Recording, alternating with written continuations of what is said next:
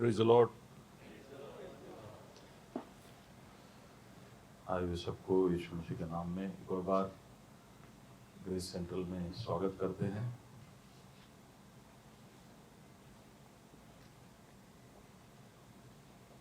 अगर आप पहली बार आए हैं तो आप जहाँ भी बैठे वहाँ से आपका हाथ जरा दिखाए तो हम आपको देखना चाहेंगे। Praise the Lord, praise the Lord.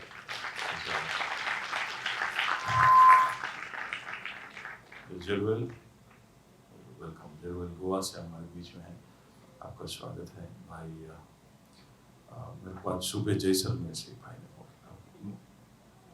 Mukul आपका स्वागत है यहाँ पर। मुकुल और कोई जरूर मिल के जाना, आप पहली बार आए हैं तो। जब हम अगर आप इस शहर में आए हो तो हम आपका स्वागत करना चाहेंगे। आज मेरी मम्मी आई है और मेरे पापा भी है, इधर ऊपर बैठे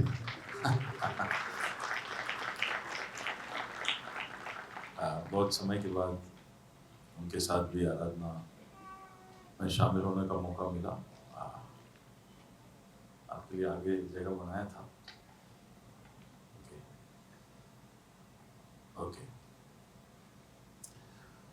और जो बार बार आते रहते हैं सब एक दूसरे को देख कर कहिए कि एक और बार स्वागत है आपका। आमीन, हालेलुया। बारिश थी, कारण था कि आप नहीं आते, लेकिन आप आए, आपका यहाँ पर स्वागत है। आमीन, आमीन। एक क्षण ले हम प्रभु धन्यवाद देने के लिए। प्रभु की उपस्थिति हमारे बीच में है। उसने कहा कि मैं वहाँ हूँ जहाँ पर मेरे नाम से 2 या 3 इकट्ठे होते हैं, तो वहाँ पर वो है। उसको हमको अलग से बुलाने की जरूरत नहीं है। हमारे पहुंचने से पहले वो यहाँ पर है, तो उसका आभास हम करें, उसको धन्यवाद दें।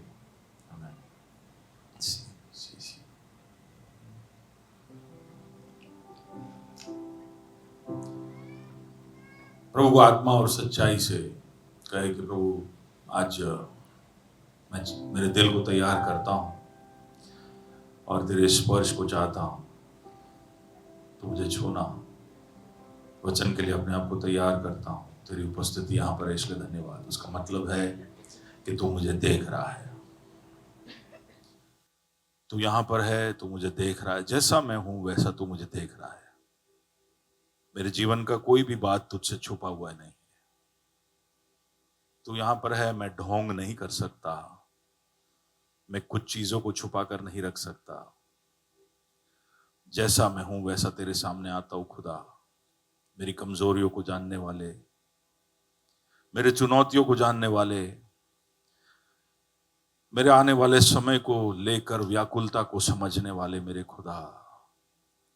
अगर आप भारी मन से आए हैं, दिल में बोझ लेकर आए हैं, तो उस यशुआ से बात करें और कहे, यशुआ मुझे तेरे जरूरत है, मुझे तेरे स्पर्श की जरूरत है, मुझे तेरे साथ कुछ समय बिताने की जरूरत है। क्योंकि मैं जानता हूं कि जहां पर तेरी उपस्थिति है वहां पर आजादी है। जहां पर तेरी उपस्थिति है वहां पर ताजगी है, वहां पर आनंद है, वहां पर माफी है, वहां पर मैं शुद्ध हो सकता हूं, वहां पर मैं बल प्राप्त कर सकता हूं। जैसा हूं मैं तेरे सामने आता हूं। और गाए मेरे साथ, आत्मा और सच्चाई से तेरी आराधना करे। आत्मा और सच्चाई से तेरी आराधना करे। यीशु तू ही है, तू ही है हमारा प्रभु।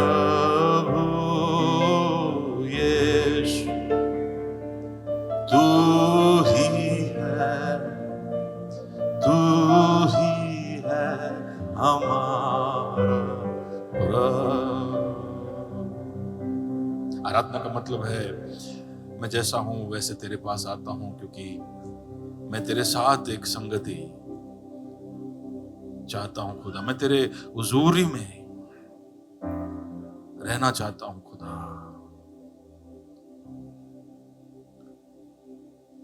प्रभु तेरी प्रभुता मेरे जीवन में सिद्ध कर। यीशु तू ही है, ऊंची आवाज से, तू ही है हमारा प्रभु। यीशु तू ही है, तू ही है हमारा प्रभु। प्रभु तू जो मेरे जीवन में करने जा रहा है उससे महिमा हो तेरी, महिमा हो तेरी, हालेलुया। महिमा हो तेरी, महिमा हो तेरी। ऊंचा और ऊंचा, सबसे ऊंचा रहे तेरा नाम। ऊंचा और ऊंचा, सबसे ऊंचा रहे तेरा नाम। मेरे जीवन के हर बात के ऊपर, हर हालात के ऊपर, हर परेशानी के ऊपर, हर परिस्थिति के ऊपर, मेरे जीवन में जो कुछ भी है, जिसका कोई भी नाम क्यों ना हो, वो सबसे ऊपर यीशु तेरा नाम रहे। अभी नहीं है तो प्रभु जी तेरे उपस्थिति में जब बैठा हूं तब ऐसा होता जाए। तेरे वचन को जब मैं सुनता हूं तब तेरा नाम ऊंचा उठता जाए। सबसे ऊंचा रहे तेरा नाम मेरे जीवन में। आज प्रभु इस हॉल से मैं जब जाऊं तब मैं ये कह सकूं कि मेरा यीशु, मेरा प्रभु मेरे परिस्थितियों के ऊपर, मेरे जीवन के ऊपर, मेरे जीवन के हर हालात के ऊपर, मेरी हर चिंता के ऊपर वो प्रभु है। हालेलुया।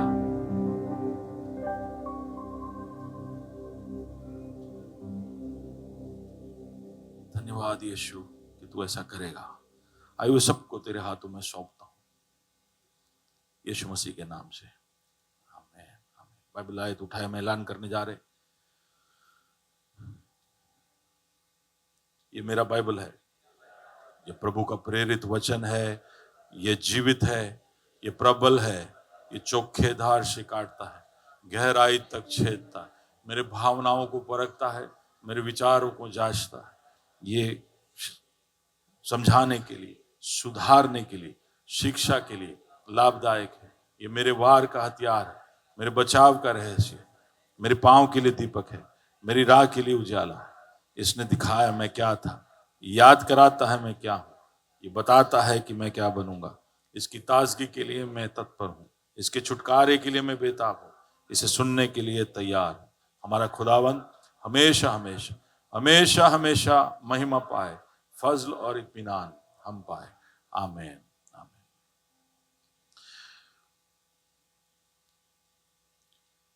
किंगडम माइंडसेट नाम के एक श्रृंखला को हम पिछले 21 हफ्तों से ले रहे थे।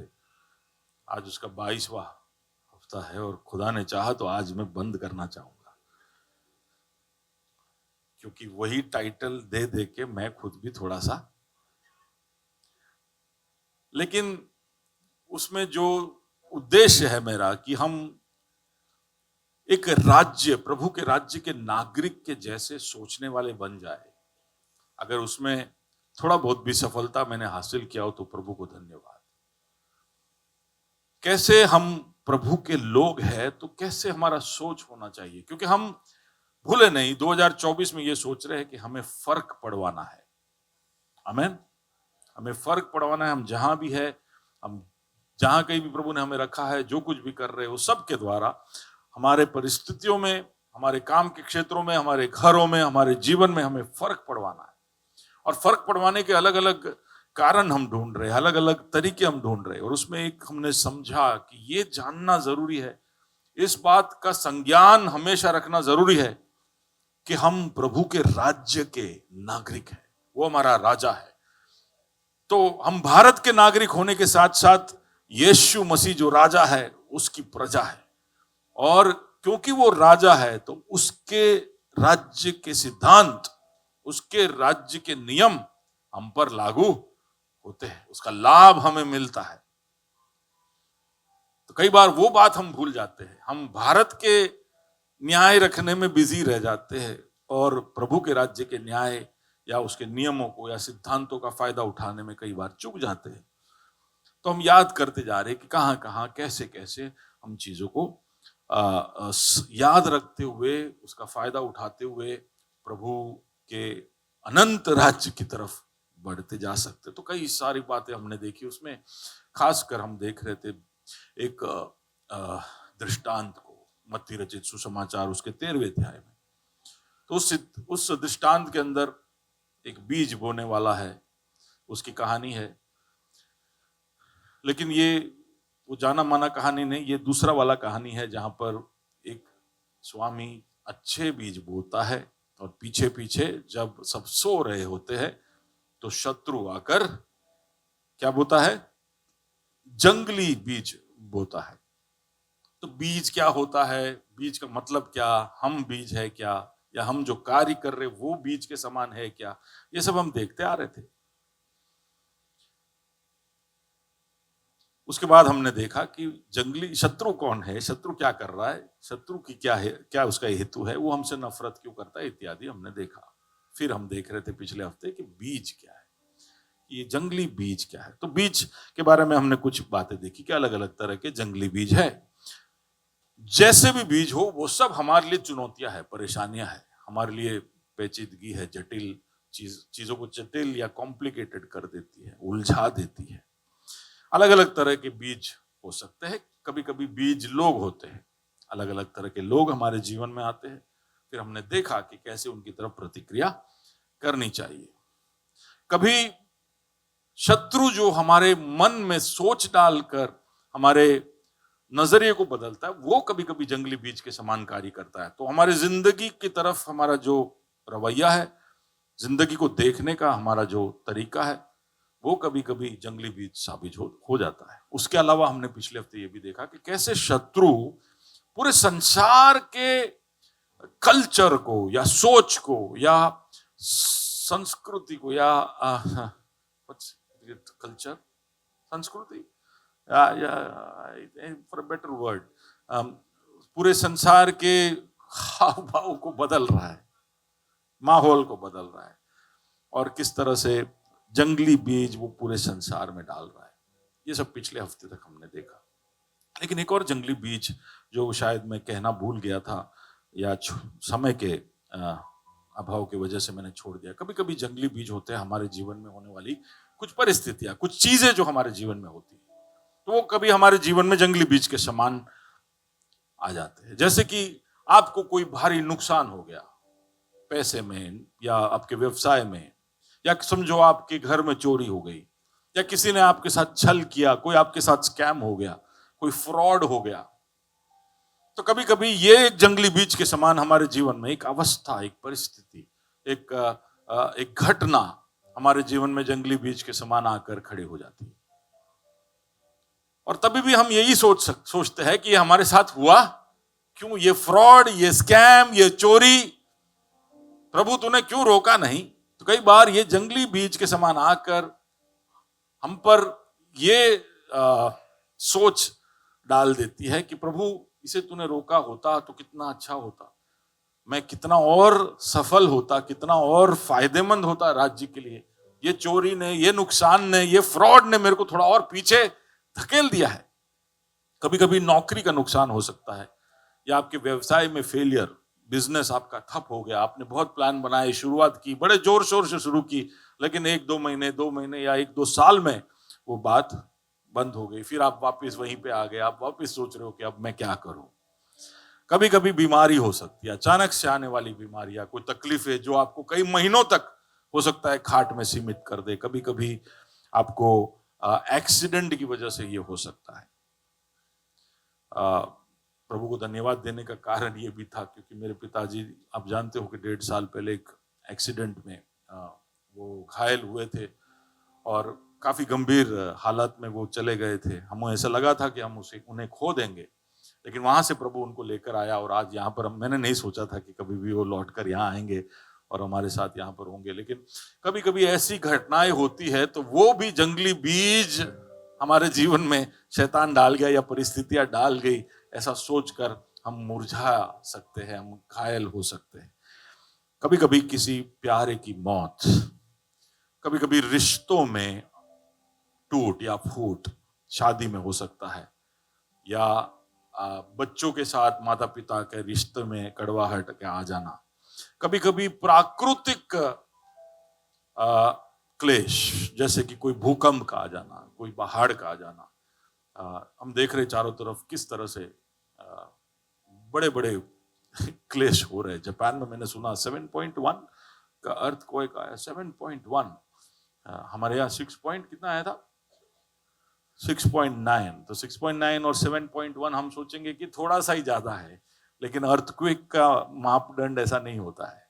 6.1 6.9 से 7 पे जाए तभी वो डबल हो जाता है। 7.1 यानी उससे भी कितना भारी। तो इस तरह के क्लेश हमारे चारों ओर हो रहे। वायनाड में जो हुआ हमने देखा, उत्तराखंड में जो हुआ हमने देखा, इस तरह चारों ओर तरह तरह के क्लेश। अब ऐसी चीजें भी हमारे ऊपर आ जाती है तो कई बार वो भी जंगली बीज के समान प्रस्तुत हो सकते हैं। कई बार हम पर होने वाली क्रूरता, प्रताड़ना, सरकार कभी अरेस्ट कर ले, कोई गलत केस आपके ऊपर ठोक कर आपको जेल में या क्या कहते कोर्ट कचहरियों में आपको फंसा दे। कई बार चर्च में या आपके परिवार के अंदर होने वाले स्कैंडल, या जैसे अभी बांग्लादेश में हुआ कोई राजनीतिक परिस्थिति, या कोई समाज में कुछ बातें हो गई। तो इस तरह की चीजें हैं जो कई बार हमारे जीवन में जो बैलेंस है उसको बिगाड़ देती है। आप बहुत अच्छे सपने सब लेकर आप ऐसे एकदम सेट कर कर आपने एकदम, आपका इनकम आने लगा तो आपने एकदम प्लानिंग कर लिया कि अब मेरा 70% एक्सपेंस, 30% सेविंग, उसमें 30% में इतना टाइथ निकला, इतना म्यूचुअल फंड में, इतना शेयर में, आप एकदम फर्स्ट क्लास जा रहे हैं। 2-3 महीना एकदम फर्स्ट क्लास गया भी और आप खुश भी हो रहे हो, और आप अपने पत्नी को दिखा रहे हो कि देख भाई अपना ये डिसीजन SIP वाला बहुत बढ़िया था, ये MF म्यूचुअल फंड में जो डाला कितना बढ़िया जा रहा है। और अचानक से और फिर हम सोच में पड़ जाते कि क्या हो रहा है, प्रभु तू चाहता नहीं है क्या कि मैं बढ़ूं, मैं फलवंत हो जाऊं, है ना। तो कई बार ये चीजें हमको क्योंकि अचानक से आती है, अनपेक्षित होती है, तो हमें ये पसंद ही नहीं है, क्योंकि ये हमें एक तो असमंजस में डाल देती है, हमें आश्चर्य में डाल देती है, हमें कंफ्यूजन में डाल देती है, हमें पसंद ही नहीं है। और इसलिए हम जब इस तरह की बातें हमारे जीवन में आती है तो भी बैकआउट, हम डल हो जाते हैं। लेकिन मैंने कहा कि रिस्पॉन्स एक ही है, इसके तरफ की प्रतिक्रिया एक ही है, भले कैसा भी होए, ये सब चीजें कैसा भी होए, प्रभु पर भरोसा रखना है। Trusting in God and his lordship, उसकी प्रभुता पर। वही हम गा रहे थे ना, प्रभु तू यहां पर है, तेरी उपस्थिति यहां पर है, तो जरूरी है कि तेरी उपस्थिति के सामने मैं ये कहूं कि प्रभु तो सच में मुझ पर प्रभु है, मेरे जीवन के हर परिस्थिति पर प्रभु है। गवाही आपने सुनी कि कैसी परिस्थिति थी कि भैया वो दानी बहन आके बोली कि आधार कार्ड दिख नहीं रहा अभी, कैसे क्या, मैंने कहा नया डुप्लीकेट बनवा लो, तो बोले नहीं बन रहा है। कहां से मिला, घर पे ही था क्या, बोलो वहीं था। पर वो गवाही के लिए उनके नजरों के सामने दिखा नहीं, कुछ भी हुआ हो। छोटी छोटी बातें होगी, बड़ी बातें होगी, इससे भी बड़ी बातें हमने यहाँ पर होती देखी है। तो प्रभु पर भरोसा रखे कि सब सही करेगा वो। ऐसा कुछ होता तो हम कैसे विचलित हो जाते, अरे क्या हो गया, डिस्टर्ब हो गया, इरिटेट हो जाते कि क्या यार लाइफ में कोई चैन नहीं है। लेकिन वही तो हमको सीखना है कि कितना भी आपके नीचे समुंदर हिल जाए, तो भी मैं अपने आप को कैसे काबू में रखूं। हेलो, समझ पा रहे हो? कितना भी परिस्थिति मुश्किल हो जाए, असंभव लगे, तभी भी क्या आप यीशु पर भरोसा रख सकते हैं? वो आपके विश्वास की कसौटी है यार। वहां पर आपके विश्वास को परखा जाएगा। जब सब सही जा रहा है, जब एकदम प्रोग्रेस में जा रहा है, आपको प्रमोशंस मिल रहे हैं, आप पैसे बचा पा रहे हो, आपका नैया एकदम फुल स्पीड में भाग रहा है, तब तो कोई भी हालेलुया प्रेज द लॉर्ड बोल सकता है। लेकिन क्या सच में जब सब एकदम हिल जाए तब आप कैसे हो, है ना? तो उसकी ओर हम आज गौर करेंगे। पर ये सब तब पॉसिबल है, तो मैं ये बोलते हुए आगे बढ़ रहा हूं, जब हमारा जीवन में कुछ अनुशासन हो। अचानक से जब परिस्थिति आए, तब अगर हम प्रभु के पास दौड़ के जाते हैं, तभी भी प्रभु से जुड़ना मुश्किल हो जाता है। तो इसलिए एक अनुशासन हमारे जीवन में होना जरूरी है, जहां पर हम रोज सब अच्छा हो, सब नॉर्मल हो या सब बिगड़ा हुआ हो, तभी भी मेरा अनुशासन मुझे मजबूर करता है कि मैं कुछ समय प्रभु के सामने बैठूं, बाइबल पढ़ूं, प्रार्थना करूं, आराधना करूं, है ना? कुछ भी हो जाए, ये कुछ चीजें मेरे जीवन में हिलेगी नहीं। ये आप नियमित रूप से करते जाइए। और कई बार यही पर है जहां पर हम मार खा जाते, जहां पर रोज हमारे पास ऐसा एक समय नियमित नहीं है जहां पर हम प्रभु के पास जाते हो। वो आप कोई भी आपके टाइम टेबल के हिसाब से आप कर सकते हो। मैं बार बार ये बोलता हूं, क्योंकि इसके अलावा और कोई उपाय नहीं है। पास्टर, और कोई तरीका नहीं है क्या? नहीं है। आपको अपने आप को मजबूर करना पड़ेगा। जैसे खाने के लिए आपने समय निकाला है, तैयार होने के लिए समय निकाला है, ऑफिस जाने के लिए समय निकाला है, आपके ट्रैवल के लिए समय निकाला है, आप रिलेटिव्स को मिलने के लिए समय निकालते हो, आप साल में वेकेशन के लिए समय निकालते हो, डॉक्टर को मिलने और चेकअप के लिए समय निकालते हो, वैसे ही आपको प्रभु के लिए भी समय, बाजू वाले को बोलिए, समय वापस बोलो, निकालना है। ऐसा, या ऐसे भी बोल सकते हो, समय बनाना है। हम राह देखते हैं कि समय बनता बनता आएगा, निकल निकल के हमारे पास आएगा। अल्लाह आ रहे हूं, अबे ले नहीं होगा। आपको जबरदस्ती और कोई काम में से खींच के निकालना पड़ेगा। लगभग वो हमारा टाइम होगा जब हम खाली ऐसे ही बैठ के टाइम पास कर रहे होते, वहां से निकालो।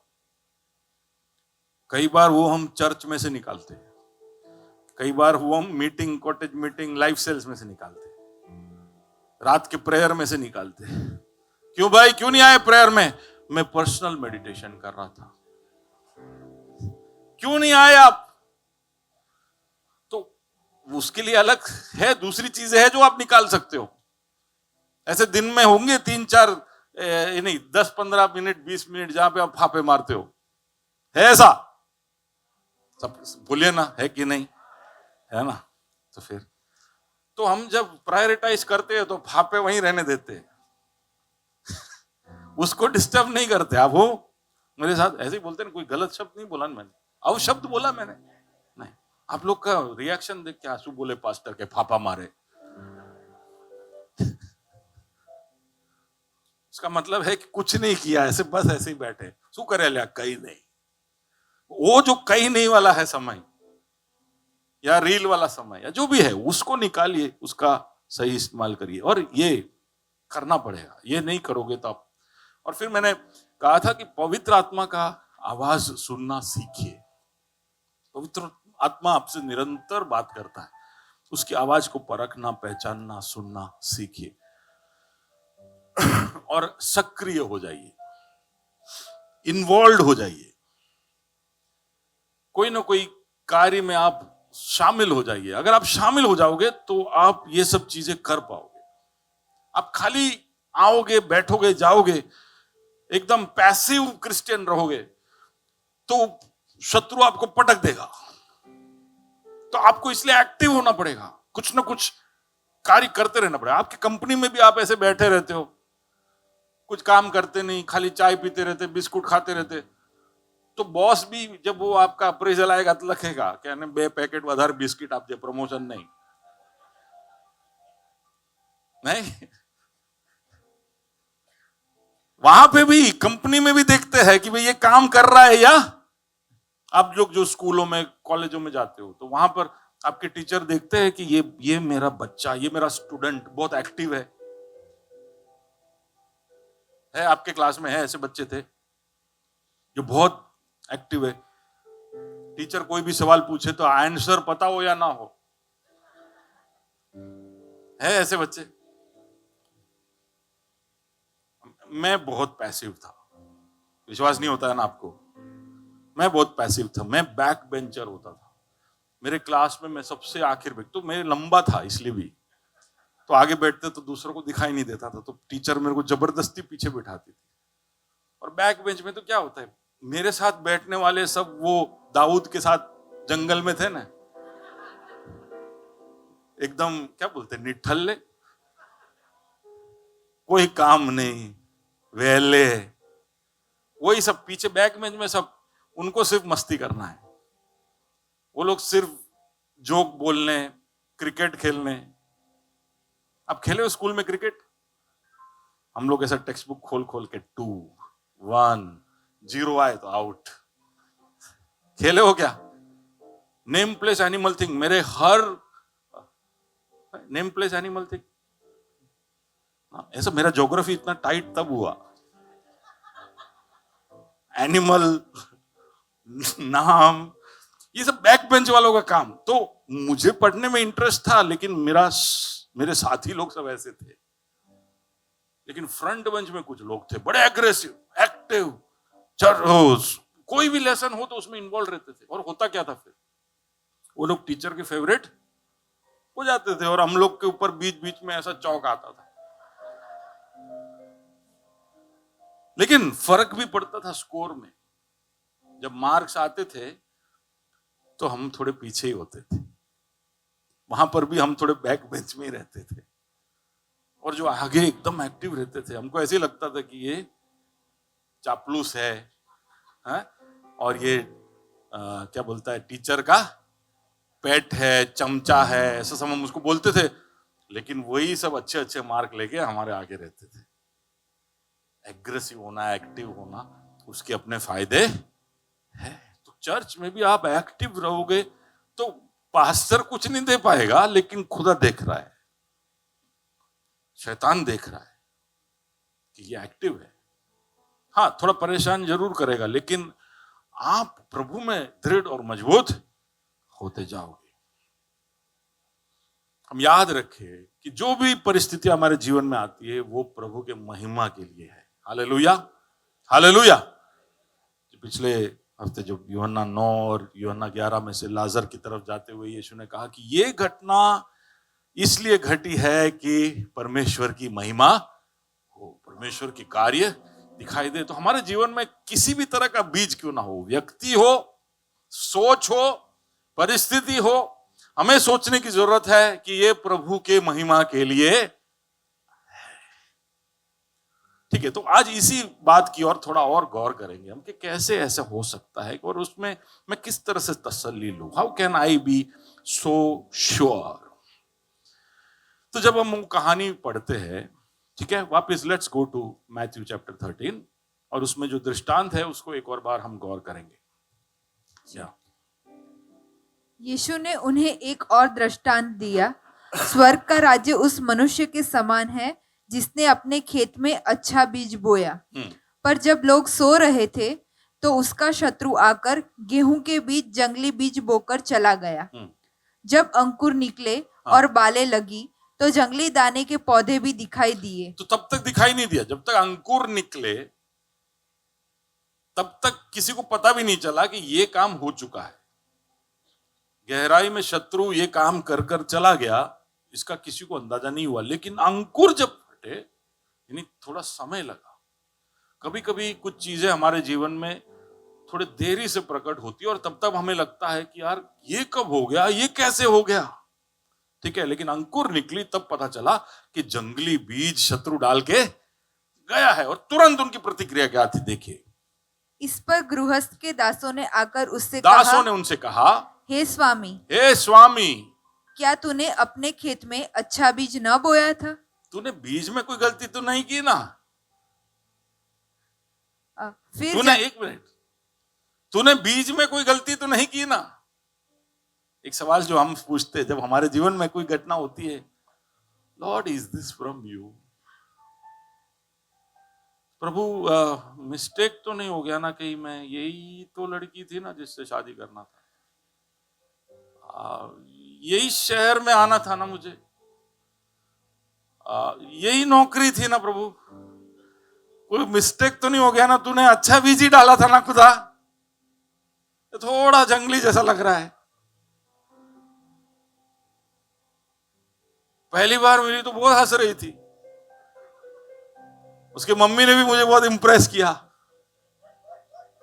लेकिन अब शादी के 3 महीने हो गए, मम्मी घर में रहने आ गई है, जंगली बीज दिखाई दे रहा है।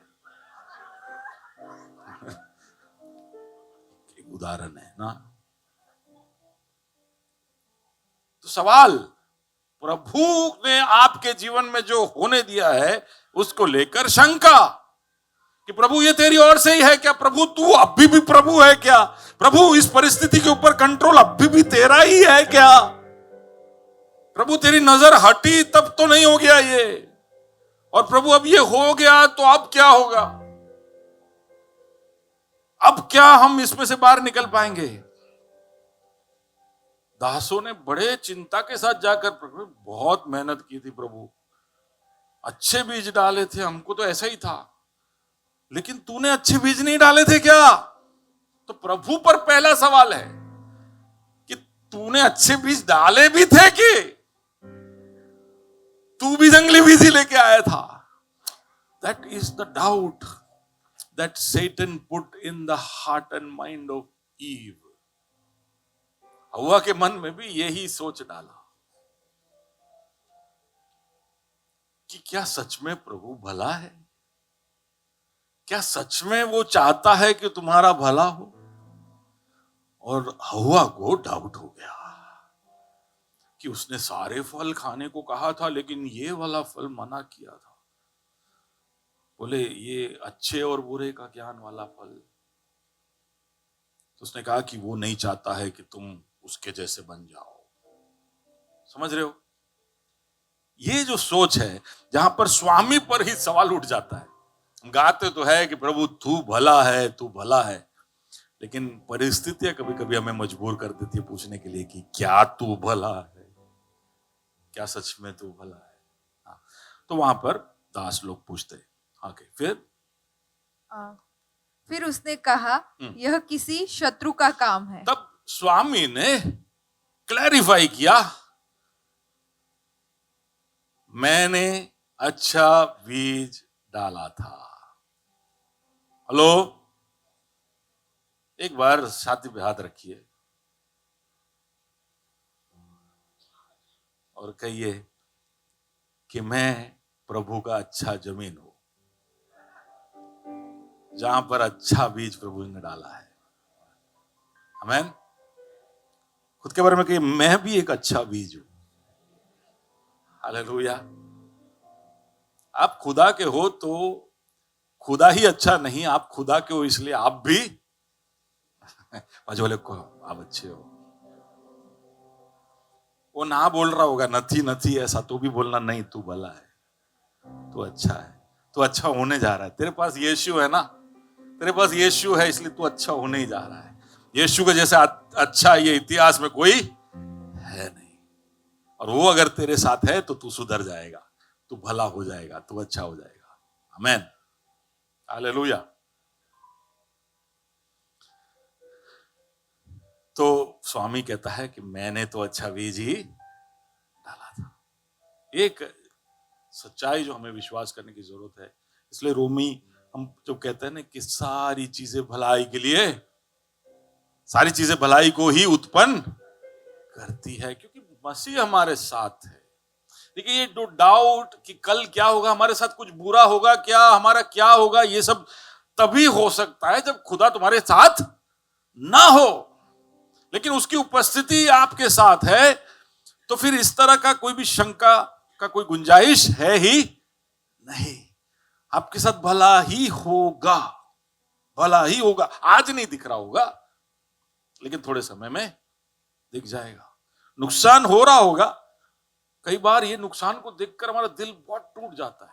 कभी कभी हजारों का नुकसान होता है, लाखों का नुकसान होता है, और फिर हम सोचने लग जाते हैं कि प्रभु तेरे को क्या सिखाना है हमको, इतना सब हमारा लुटवा के, हमारा इतना सारा खोट करवा के। प्रभु तू क्यों इसकी। सोनल आई थी यहाँ पर एक दिन रिक्शा में, सोनल रिक्शा में, वो बेचारी का जो पूरा जो बचत था उसने अपने घर में, क्योंकि उसके घर में लॉक वॉक नहीं था, तो उसने सोचा कि मैं घर के लॉक में नहीं रखती हूँ, मेरे बैग में लेकर मैं घूमती हूँ। और काफी थे, मैं बता नहीं रहा हूं कितना था, लेकिन काफी था, मुझे भी लगता था कि बहुत था। और रिक्शा में आई, चर्च आ रही थी, और जल्दी में रिक्शा में वो का बैग, बाइबल थे ना, बाइबल था, बाइबल के अंदर सुरक्षित कवर के अंदर रखा था। और बाइबल के अंदर तो प्रभु का नजर कितना स्ट्रांग होना चाहिए, है ना। बाइबल के अंदर रखा हुआ पैसा, बाइबल भी गया, रिक्शा में बाइबल भी गया और पैसा भी गया। बेचारी ढूंढते ढूंढते उसको पता चल गया कि मेरा पैसा पूरा चला गया। पुलिस स्टेशन गए थे नहीं सुमित, पुलिस में हमने कंप्लेन सब लिखवाया। या वो चर्च के बाद इधर आई, बोले पास्टर ऐसा हो गया मेरे साथ। मेरे पास कोई शब्द ही नहीं बोलने के लिए, क्या सांत्वना दूं खुदा, मैं क्या बोलूं। ये इसकी उसकी पूरे कितने महीनों की कमाई है। वो अच्छा काम कर रही थी, चर्च आ रही थी, उसने पर्स में भी नहीं प्रभु, बाइबल में रखा था पैसा। रिक्शा वाला बाइबल लेके चला गया। आप ऐसा मत बोलना कि लोग बाइबल नहीं लेते हमारे पास से।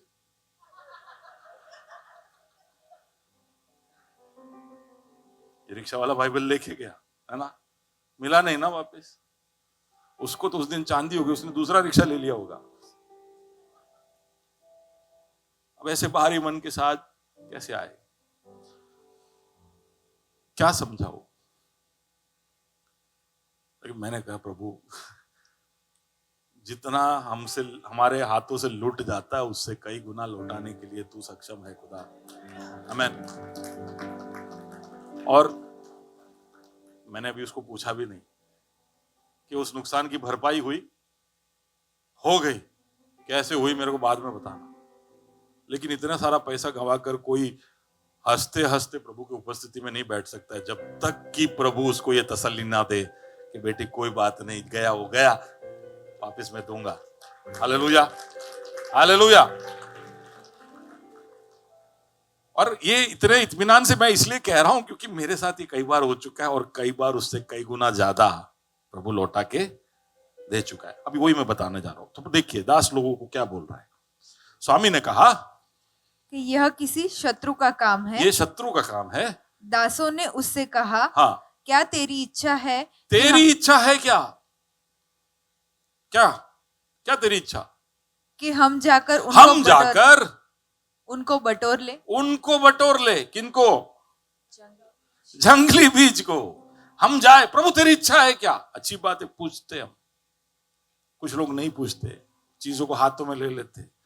क्या ऐसा हो गया तो चलो हम अपना दिमाग लगाते और चीजों करते। लेकिन ये दास लोग समझिए, ये सब हमारे लिए यीशु ने ये दृष्टांत बनाए तो उसके अंदर सब बहुत सोच समझ के रखा अंदर कि कुछ भी तुम्हारे जीवन में करना हो तो पूछ लो ना। क्या जाता है पूछने में, प्रभु से पूछ लो एक बार कि प्रभु मेरे जीवन में ऐसी परिस्थिति है, मैं क्या करूं। कभी कभी प्रभु के बुद्धि से भी ज्यादा बुद्धि लेकर हम घूमते हैं और इसलिए फिर हम फंस जाते हैं। थोड़ा सा थम जाओ, रुक जाओ, प्रभु से पूछो हम क्या, तेरी इच्छा है क्या। तो उन्होंने पूछा तेरी इच्छा है कि हम ये बटोर ले, ये जंगली बीज सब हटा ले, ये जितने भी कुकर्म हुए हमारे जीवन में, जो गंदी बातें हैं उसको हम हटा दे क्या। प्रभु को जवाब सुनिए। उसने कहा नहीं मत करो कुछ, रहने दो उसको, जंगली बीज को वहीं रहने दो। वो जंगली व्यक्ति जो तुम्हारे जीवन में है, जो आपके लिए बहुत परेशानी है, उसको वहीं रहने दो। कुछ सोच विचार है जिसको लेकर आप परेशान हो, उसको एकदम निकालने की कोशिश मत करो, उसको वहां रहने दो। ध्यान तुम्हारा उस पर मत डालो। और क्या कि कोई परिस्थिति तुम्हारे जीवन में आई तो उसकी और तुम पूरी तरह ध्यान देकर बैठे मत रहो, तुम उसको ध्यान मत दो। तुम क्या करो?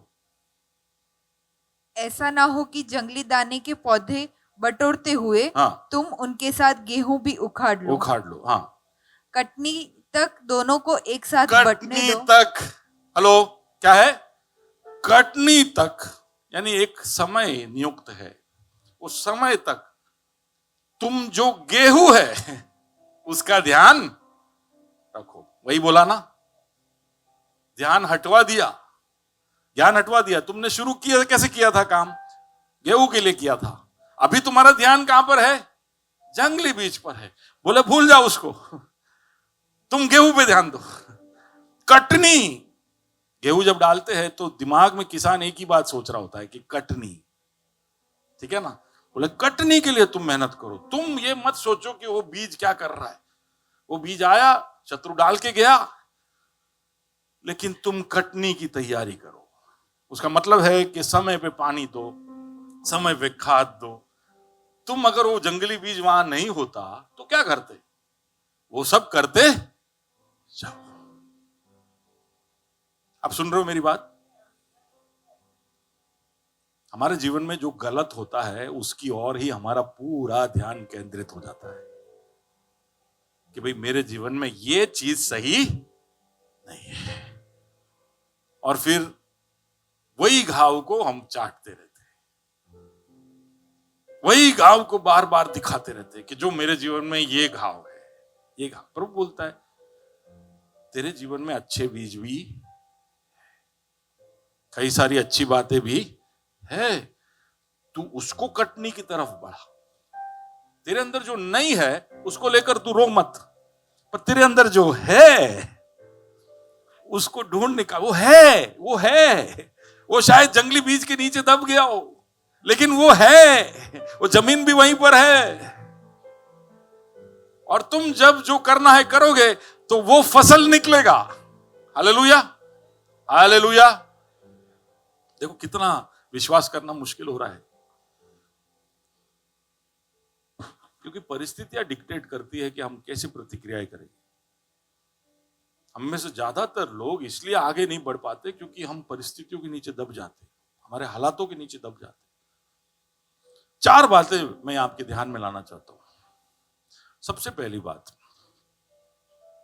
कि बीज के उद्देश्य को जंगली बीज नहीं रोक सकता।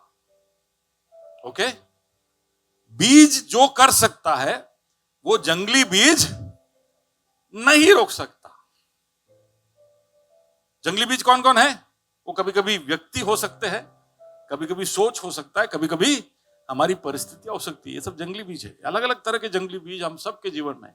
लेकिन वो बीज के आ जाने से आपके अंदर प्रभु ने जो भी भलाई रखा है, अच्छाई रखा है, आपका उद्देश्य प्रभु का आपके लिए जो भी है, उसमें कोई रोक टोक या रुकावट अब हो मेरे साथ? हम लोग भी सोचते हैं कि ये नौकरी होती तो प्रभु का उद्देश्य मेरे जीवन में पूरा होता, या मेरा शादी इससे हुआ होता, या मैंने ये पढ़ाई कर लिया होता, या मैं उस समय वीजा लेके चला गया होता।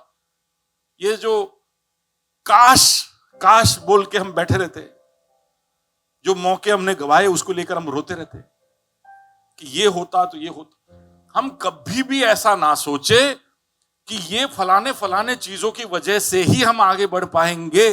आप ये ध्यान रखिए कि आपके हाथ में एक ऐसा खुदा, आपके साथ एक ऐसा खुदा है जो कहीं से भी कहीं पर भी आपको लेके जा सकता है। हेलो?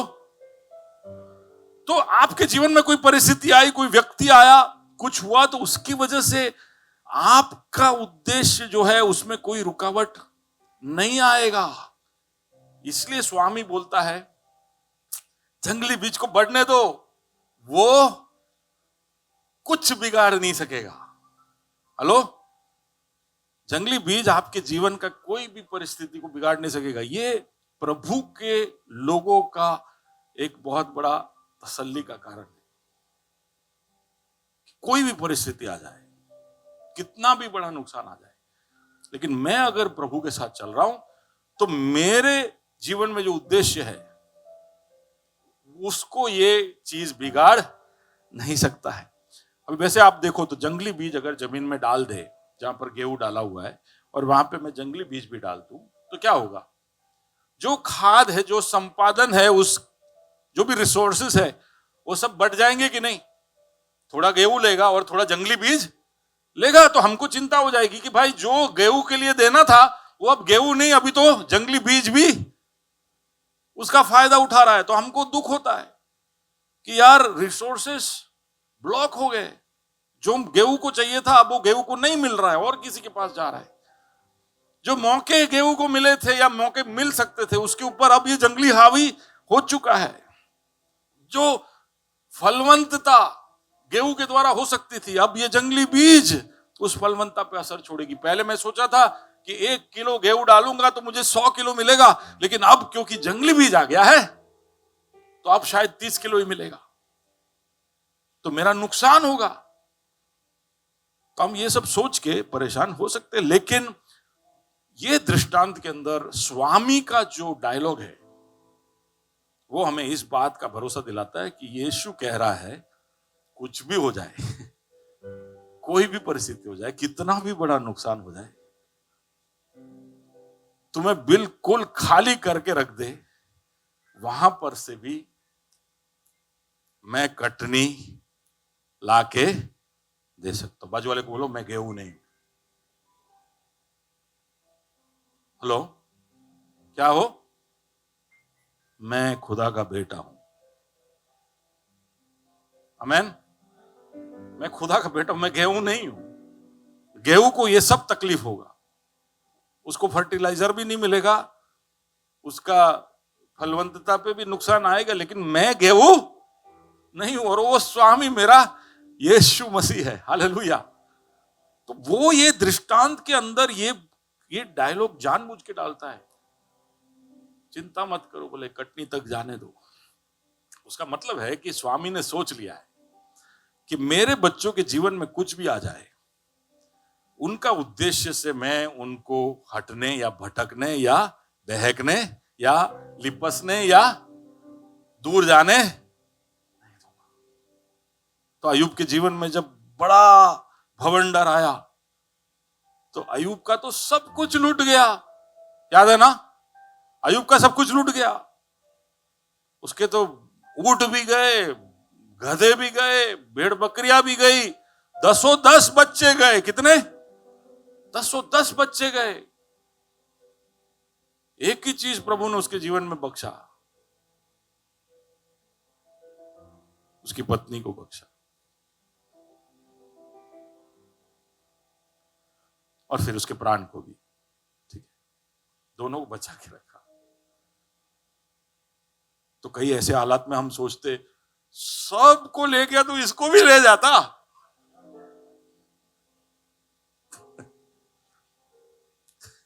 कभी कभी हमारा सोच ऐसा होता है कि अब लूट गए तो यार थोड़ा थोड़ा क्या बाकी रखा है वो भी ले लो। अरे बाजू वाले को कहो जो बाकी है उससे प्रभु को उद्देश्य है, जो लूटा नहीं है उससे प्रभु को उद्देश्य है, जो बचा है उसका प्रभु इस्तेमाल करने वाला है। आमेन, हालेलुया। अगर वो भी चली गई होती तो उसको 10 बच्चे और मिलते क्या? आपको क्या लगे ऐसे पुश करके हवा में आए ये लोग? बोले अय्यूब के 10 गए, फिर बाद में प्रभु ने ऐसे हवा में ऐसे 10 लाके दे दिए। ऐसा नहीं था। उसको 10 और बच्चे हुए, 7 बेटियां और 7 बेटे और 3 बेटियां। उनमें से बेटियों का नाम हम में से कईयों का नाम है।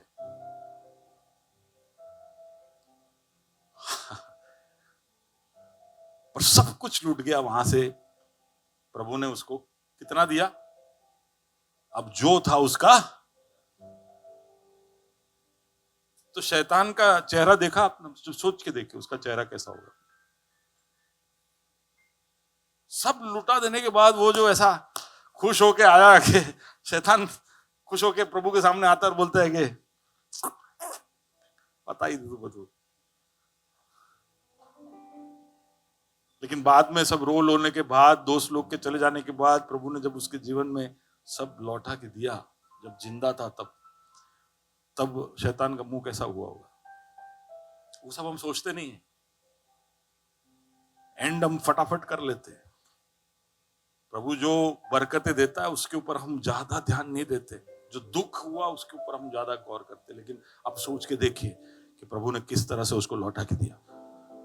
तो प्रभु ने सोचा है कि कुछ भी हो जाए, मैंने इसके लिए जो ठहराया है, इस आसमान के नीचे और पृथ्वी के ऊपर कोई माई का लाल नहीं जो इससे छीन सकता है। हालेलुया। ये भरोसा है क्या आपको? भरोसा है तो हाथ जो ऐसे सब बंद रखे उसको खुला करे और प्रभु को हालेलुया कहे। हालेलुया।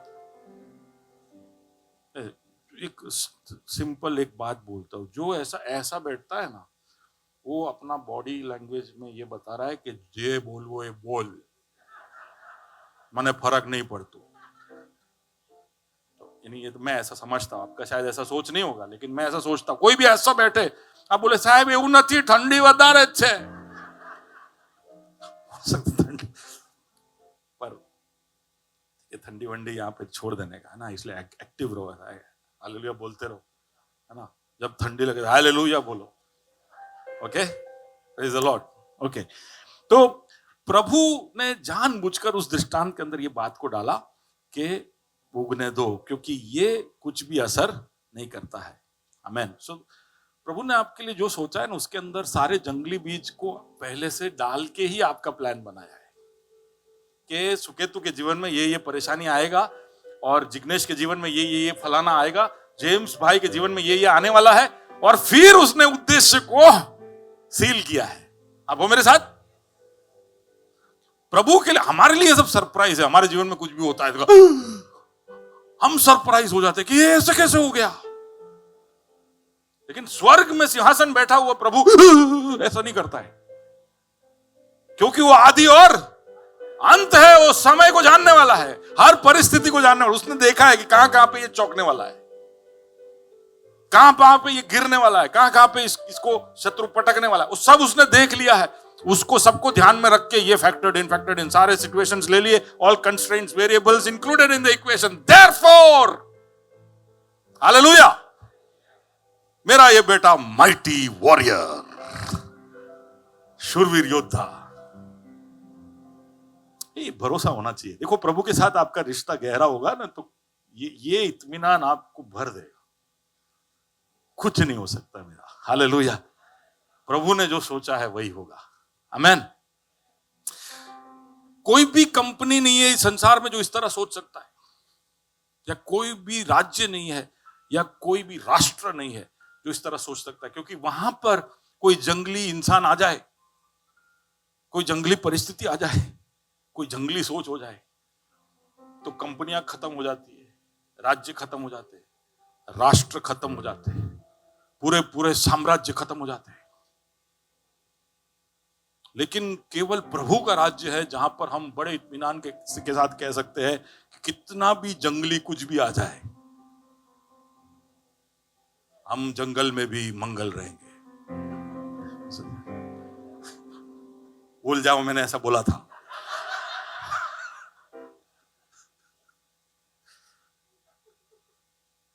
हालेलुया। योएल 1:4। या हम कुछ चीजें बार बार याद रखना जरूरी है। मेरे को बहुत पसंद है ये भाग, इसलिए मैं पढ़ा रहा हूं आपको, और शायद आपने मेरे मुंह से सुना होगा। ओके, योएल 1 और उसका 4। जो कुछ गाजाम नामक टिड्डी से बचा, उसे अरबे नामक टिड्डी ने खा लिया। जो कुछ अरबे नामक टिड्डी से बचा, उसे येले नामक टिड्डी ने खा लिया। और जो कुछ येलेक नामक टिड्डी से बचा, उसे हासिल नामक टिड्डी ने खा लिया। देखो, 4 टिड्डियों का नाम है। टिड्डी समझते हो? टिड्डी लोकस्ट, जो खेत में अटैक करते, खा जाते टिड्डी। यहाँ पे गाजाम, फिर येलेक, अरबे। हासिल और अरबी, ऐसे 4 टिड्डियों का नाम है। वो भूल जाओ तो भी चलेगा, लेकिन योएल यहां पर बता रहा है कि कुछ चीजें हैं जो गाजाम नाम की टिड्डियां खा जाएगी, लेकिन वो जो नहीं खाएगी वो अरबा खाएगी। अरबा जो नहीं खा पाएगी उसको येलेक खाएगी, और येलेक जो नहीं खा पाएगी उसको हासिल नाम की टिड्डियां खा जाएगी। टिड्डियां खा खा के तुमको खत्म कर देगी, खाक कर देगी, कुछ बाकी नहीं रहेगा। हमारे जीवन में कभी कभी इसी तरह होता है ना कि एक के बाद एक परेशानियां आती है और हमको पूरी तरह सपाट करके चली जाती है। ऐसा हो सकता है, इजराइल के साथ ऐसा हुआ।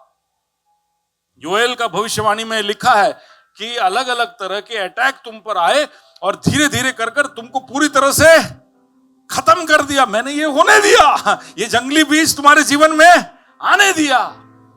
लेकिन फिर 2 और उसका 25 जब आप पढ़ोगे, है ना, एक अध्याय के बाद योएल 2 और उसका 25, तो उसमें ऐसा क्या लिखा है? जिन वर्षों की उपज अरबे नामक अरबक नामक टिड्डियों ने खा ली थी, और येलेक ने और हासिल ने और गाजाम ने, ये सारी टिड्डियों ने जो जो साल के तुम्हारे उपजों को खा लिया था, अर्थात मेरे बड़े दल ने जिसको मैंने तुम्हारे बीच भेजा खा ली थी, मैं उसकी हानि तुमको भर दूंगा। हेलो, यहोवा क्या कह रहा है?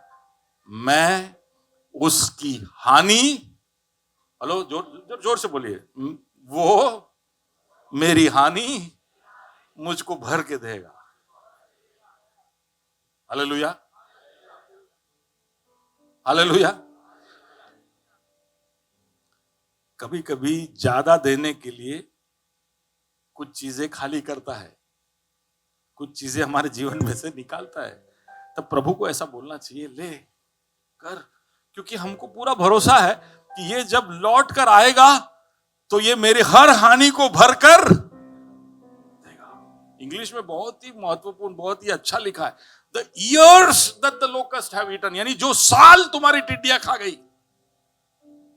तुम्हारा नुकसान नहीं, पैसों का नुकसान नहीं, प्रभु कहता है कि तुम्हारी साल भी मैं लौटा के दूंगा। उसका मतलब नहीं कि शायद दीर्घायु दे, लेकिन उसका मतलब मैं ऐसा समझता हूं, मेरे जीवन में चख कर बोल रहा हूं कि तुम 20 साल में क्या उखाड़ लेते, बताओ मेरे को। प्रभु बोलता है क्या उखाड़ लेते। तुमको ऐसा लग रहा है ना कि प्रभु मेरे जीवन का 20 साल चला गया, तो प्रभु को बोलो, प्रभु ये 20 साल मेरे पास होते तो मेरे पास ये चीजें होती। प्रभु बोले लिखो क्या कर लेते 20 साल में, वो तुम्हारी हानि है ना, मैं तुम्हें वो भरपाई कर दूंगा। हालेलुया। प्रभु के पीछे आए तो कभी भी कोई भी हानि नुकसान को लेकर रोने की जरूरत नहीं है, क्योंकि वो हिसाब का पक्का है, वो किसी का कर्जदार नहीं है। वो कभी भी आपको ये मौका नहीं देगा कि आप उसकी तरफ उंगली उठाकर कहो कि ये अन्यायी है, ये गलत है, इसने मेरे साथ अधर्म किया। वो किसी को भी ये मौका नहीं देगा। हालेलुया। भरोसा रखिए, भरोसा रखिए कि मैं तेरी हानि का भरपाई करूंगा। तो यानी अगर जंगली बीज आया है तो उसकी वजह से आपके अच्छे फल में या गेहूं के उत्पाद में या कटनी में कोई भी कमती होगी नहीं। Let's go to the next one. दूसरा बात जो है वो है कि उल्टा जो भी जंगली बीज आएंगे ना, प्रभु उसका इस्तेमाल कर कर कुछ नया आपके अंदर उत्पन्न करेगा। इसलिए यूसुफ कहता है, अपने भाइयों को देखकर कहता है कि तुमने मेरे हानि के लिए जो किया वो मेरे भलाई में बदल गया। हेलो, सुन रहे हो? अगर यहां पर कोई बैठा है जो सच में ऐसा सोच रहा है कि मेरा बहुत हानि नुकसान सब हो गया है, लोगों ने मेरे साथ बुरा किया है, तो आप अकेले बैठ के रोते रहोगे तो वो नुकसान में पड़े रहोगे। आप 4 इंसान को बोलोगे तभी भी शायद उस नुकसान से आपको भरपाई होगा नहीं। लेकिन यहोवा के पास आओ, यीशु के पास आओ आप। यूसुफ ने वही किया। जब उसके भाइयों ने उसको दगा दिया तब वो परमेश्वर में और ज्यादा लीन हो गया। कि यार इंसान पे भरोसा करने जैसा नहीं, ये तो मेरे भाई लोग हैं, इन्होंने मेरे साथ ऐसा किया। तो उसने प्रभु पर अपना पूरा भरोसा रख दिया। समय लगा।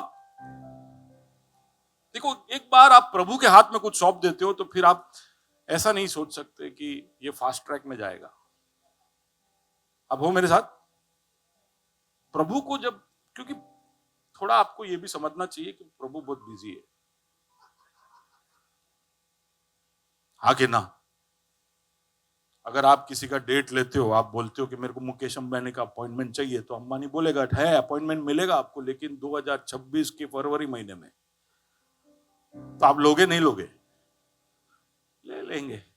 लेते ही है ना। हमारे वीजा का डेट मिलता है हमको, अमेरिका का वीजा का डेट अभी मिल रहा है, तो 2025 का मिल रहा है।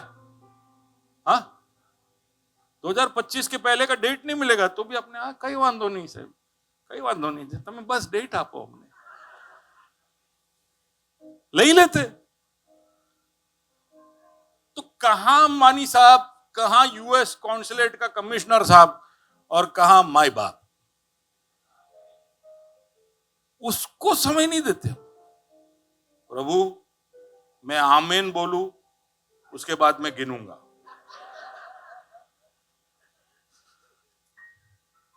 सुबह प्रे किया था, 2 घंटे हो गए, कुछ हुआ नहीं। पास्टर जियो ने, कौन बोल रहा था आज, कोई तो बोल रहा था, हाँ दानी बहन बोली थी, पास्टर जियो ने, मैं डर रहा था। कोई पास्टर जियो के प्रेयर में कुछ नहीं है दानी बहन, वो जो प्रार्थना का उत्तर देता है वही महान है। हालेलुया।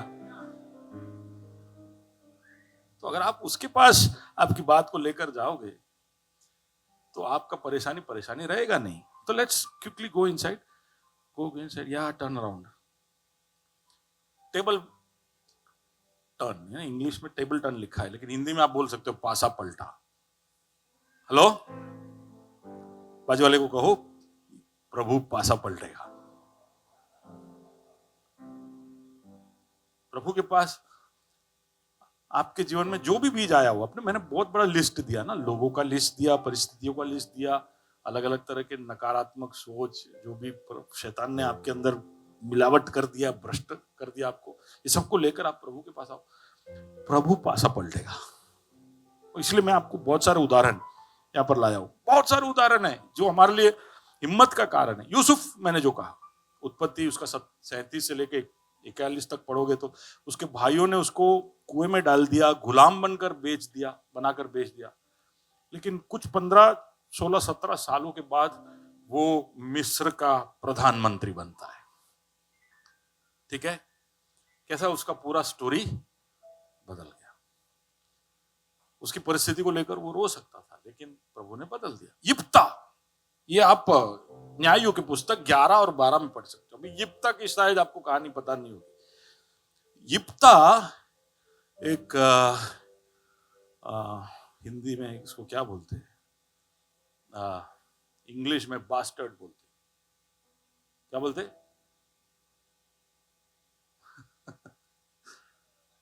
नाजायज, हाँ नाजायज, गलत शब्द बोलते हो,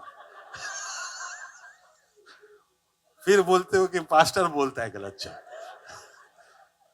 तो यिप्ता नाजायज औलाद था, तो उसके भाइयों ने उसको घर से भगा दिया, वो दूसरे शहर में चला गया। लेकिन उसने प्रभु पर भरोसा रखा, वो प्रभु पर विश्वास रखता था। उस नाजायज होने का जो गलती है वो उसका नहीं था, उसके बाप का, उसके माँ का था, लेकिन वो उसका शिकार बना। उसे ऐसा ही लगा कि क्या प्रभु तूने अच्छे बीज नहीं डाले, मैं तो पैदाइशी नाजायज हूं, ऐसा सोचा होगा उसने। लेकिन उसने अपने जीवन में निर्णय लिया कि नहीं, मेरा खुदा मेरे साथ है। तो वहां जहां पे भी गया वहां पर उसने प्रभु का नाम उठाया, इसलिए प्रभु ने लोगों को उसके साथ भेजा। बहुत जल्दी वो बहुत बड़े सेना का सेनापति हो गया। और उस समय में इजराइल में यिप्ता से बड़ा सेना किसी के पास नहीं था। तो ये शहर वालों ने, जिसने उनको भगाया था, वो सब यिप्ता के पास जाकर कहते हैं, यिप्ता जी, शायद इसी से गुप्ता आया होगा इंडिया में, समुद्रगुप्ता, चंद्रगुप्ता। तो यिप्ता जी आप आइए, हमारा मदद करिए। पढ़ने जैसा है किस तरह से यिप्ता अपना बड़ा दिल रखकर उसी शहर से जहां उसको भगाया वहां पर वो लौट कर जाता है और वो इजराइल का एक न्यायी बनता है। इज वन ऑफ द 16 जजेस ऑफ इजराइल। वो इजराइल का राजा के समान बनता है। तो परिस्थितियों ने उसको पलट दिया था, लेकिन परमेश्वर ने पासा पलटा। याकूब देखो, ये मैंने पहला जो टाइटल रखा वो ऐसा ही है, हार्म इंटेंडेड बाय फैमिली। ठीक है, इसमें घर वाले ही हमारा सबसे ज्यादा नुकसान करते हैं। हम में से कई लोग घर वालों की वजह से कड़वे हो जाते हैं, लेकिन घर वाले हो या बाहर वाले हो, हमारा ध्यान ऊपर वाले पे ही होना चाहिए। ठीक है, तो घर के अंदर के लोग भी ऐसा करेंगे। तो याकूब के साथ क्या हुआ? याकूब का ससुर बड़ा शातिर था। तो अटैक कहीं से भी आ सकता है, भाइयों से आ सकता है, घर वालों से आ सकता है, ससुर से भी आ सकता है। और लाबान ने बड़ी चालाकी, पहले तो उसको छोटी बेटी दिखाया और बड़ी से शादी करवा दी। वो बेचारा 7 साल बहुत कड़ी मेहनत की उसके प्यार के लिए। उस दिन रात को बोला होगा कि प्रभु 7 વર્ષ અને આવું મારા જોડે છલ કરવાનું, तूने अच्छा बीज डाला भी है कि नहीं? फिर वो नेगोशिएशन पे आता है तो ससुर मान जाता है, बोले 7 और साल काम कर ले, तेरे को दूसरी बेटी भी दे दूंगा। मन में सोच रहा है मफत में मिले, मेहनत करने वाला। तो 7-14 साल दूसरा शादी हो गया, अब 2 बीवियों के साथ याकूब खुश है। कोई आइडिया नहीं लेना, ये पुराने नियम का स्टोरी है। तो एकदम खुश और बोलता अब मैं मेरी बीवियों को लेके जा रहा हूं।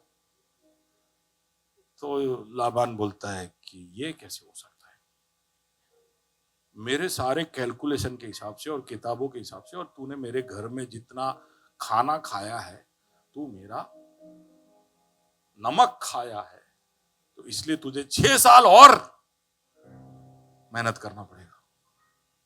जंगली बीज। याकूब कुड़कुड़ाता नहीं, याकूब विश्वास रखता है। और वहां पे कंडीशन आप पढ़ के देखना, आप उत्पत्ति 29 से लेकर 31, ये सब इसलिए आपके लिए लिख के रखा है कि आप ये सब ऐसे आंख बंद करके सुन के छोड़ ना दो। वहां पर किस तरह से उसकी भेड़ भी उससे छीने जाते हैं। बोले जितने भी इस तरह के भेड़ होंगे वो हमारे होंगे, और जो दूसरे तरह के होंगे वो तुम्हारे होंगे। फिर उसको पता चलता है कि उसके पास भेड़ ही नहीं है, यानी उसका सब कुछ लूट लिया जाता है।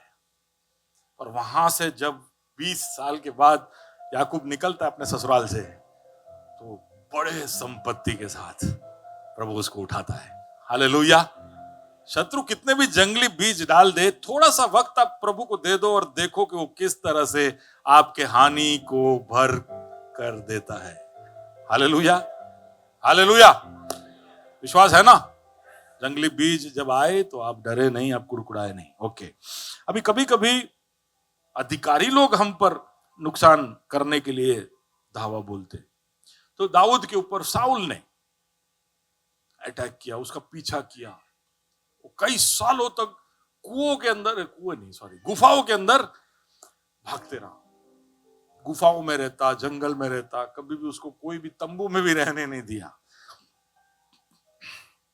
पर हम देखते हैं कि कैसे उसने प्रभु पर भरोसा रखना छोड़ा नहीं। उस सब भागने के बीच में भी वो कभी कभी ऐसा अपना वीणा निकालता और एक भजन बनाता, जो आज हम पढ़ते कभी। हेलो, सुन रहे हो? दाऊद के बहुत सारे गीत ये सारे भाग दौड़ के बीच में उसने बनाए, और हमको आज भी वो तसल्ली देते, हमारी हिम्मत को मानता है। एस्थर के पुस्तक में हामान नाम के एक व्यक्ति का कहानी, उसने एक फांसी का फंदा बनाया जहां पर वो व्हाट इज हिज नेम, मोर्देकाई को फांसी पे लटकाना चाहता था और सारे यहूदियों को मारना चाहता था। लेकिन हम जानते हैं कि कैसे हामान उसमें खुद जाकर फंसा। दानियल के महल में, दारियस के महल में दानियल जहां था, वहां पर उसके सहकर्मी उसके खिलाफ झूठ बोलकर उसको शेर के गुफा में डलवा देते हैं। कहानी पता है ना। फिर हम जानते हैं शद्रक, मेशक, अबेदनगो, उनको भट्टी में डाला जाता है।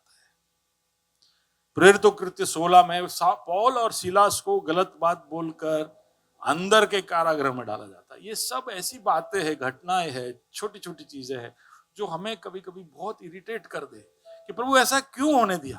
पौल और सिलास प्रचार करने गए थे, अच्छा प्रचार भी किया, बहुत अच्छा रिस्पॉन्स भी आया। वहां पर एक बहुत बड़ा चमत्कार हुआ। एक ऐसी लड़की थी जिसको एक दुष्ट आत्मा ने पकड़ा था और वो भविष्यवाणियां करती थी जो सही होता था, और उसकी वजह से उसके जो स्वामी थे बहुत पैसा कमाते थे। एक ऐसा दुष्ट आत्मा जिसका वहां पर ग्रीक में नाम लिखा है पाइथोनिया, उसका मतलब है कि उसके अंदर उसको जकड़ के रखा था। हर बार जब साउल वहां से पौल चल के जाता तो ये दुष्ट आत्मा बोलता, हे परमेश्वर के सेवक, हे महान परमेश्वर के सेवक, ऐसा बोलता, उसको परेशान करता। वो बोलता शांत रहे, शांत रहे। एक दिन वो थक के बोलता है, निकल, यीशु मसीह के नाम से निकल। वो आजाद हो जाती है। हालेलुया। इतना बढ़िया काम किया, किसी को आजाद किया, और अगले ही क्षण उसके ऊपर गलत गलत आरोप, और फिर उनको पीट कर, उनको है ना सलाखों के पीछे ऐसे बांध के रखा गया, ऐसे वो पांव भी एक दूसरे के साथ जोड़ नहीं सकते, ऐसे बीच में पाटियां रख दिए और पूरा रात अंधेरे में अंदर के सेल में रख दिया। और वहां से वो क्या गा रहे, मेरा खुदा है महान, ऐसे कुछ गाया होगा। गाओ संग मेरे, वो है महान, सब देखेंगे उसे, वो है कैसा महान। ट्यून थोड़ा अलग होगा लेकिन यही कुछ गाया होगा। आमीन। मेरा खुदा, गाए मेरे साथ, है महान, गाओ संग मेरे, वो है महान, सब देखेंगे उसे। और ऐसा ही हुआ, वो है कैसा महान। थोड़ी देर के बाद ये गाने में प्रभु साथ में गाने लगा, मैं हूं महान। धुम। प्रभु का आवाज बड़ा बेस है, तो बेस जब आवाज तेज हो जाता है ना तो क्या होता है ब्लेसन, धुम। ऐसे आवाज सुना है कभी कभी आप बैठे हो तो धुम आवाज आता है। तो बेस जब हाई हो जाता है, तो उस दिन कारागृह, फिलिपी के कारागृह के अंदर भी बेस बढ़ा, भूकंप हुआ। वहां लिखा भूकंप हुआ और कारागृह के सारे दरवाजे खुल गए। बाजू को बोलो, बस प्रभु को बेस गाने की जरूरत है, सारे दरवाजे खुल जाएंगे। आमीन, हालेलुया। और उस दिन उस जेल में जितने भी दरवाजे थे सब खुल गए, और जेलर को यह पता चल गया। जेलर तलवार लेता है और खुद खुशी करने जाता है, क्योंकि उसको पता है कि जेल के दरवाजे खुल गए, सब भाग जाएंगे, और मेरा तो नौकरी तो छोड़ो, मेरा तो जान भी जाए, उससे पहले मैं खुद खुशी करने जा रहा था। अब ये सब के बीच में पौल को ध्यान है कि यार ये सब छूट गए, अभी जेलर का दिमाग कहां होगा, वो खुदकुशी करने जाएगा। वो अंधेरे में चिल्लाता है सलाखों के अंदर से, शायद वो सब खुल गए होंगे, वहां से चिल्लाता, वहां से हिला नहीं, कोई भी अपने जगह से हिला नहीं। आप पढ़ के देखना, सब अपने अपने जगह पे बैठे थे, वहां पे स्थिर हो गए थे, क्योंकि वो बेस इतना लाउड था। वहीं खड़े हो गए सब, फ्रोजन। वहां से पौल चिल्लाता है, अपने आप को हानि नहीं पहुंचाना। खुद कोई भी गया नहीं है, हम लोग सब इधर ही है। क्यों, कैसे पता चला पौल को, कैसे पता चला? क्योंकि वो लोग सब पौल के साथ गाने लगे। जब पौल ने कहा, वो गाओ संग मेरे, वो है महान, सब देखेंगे उसे, वो है कैसा महान, सब गा रहे थे, प्रभु को मालूम है कि सब क्वायर का आवाज आ रहा है, सब लोग गा रहे हैं, हालेलुया। बहुत ही अद्भुत। वहां पर कहां उनको मारपीट कर कर सताने के लिए छोड़ दिया था, और कैसे उस दिन रात को उस घर में उद्धार आता है, हालेलुया। तो हमारा प्रभु परिस्थितियों को पूरा पलट देता है। जो आपके हानि के लिए आपके पास पहुंचता है, उसमें से प्रभु, बीजेपी का स्लोगन वही है कि हमने कादवमा नाखो हमें कमल बनी ने खिलीसु। हाँ, वो उनका विश्वास है ऐसा कि हम सब कमल बन के, हम कादव के अंदर के कमल है ऐसा। बाजू वाले को कमल तो हमें अच्छे। Hello,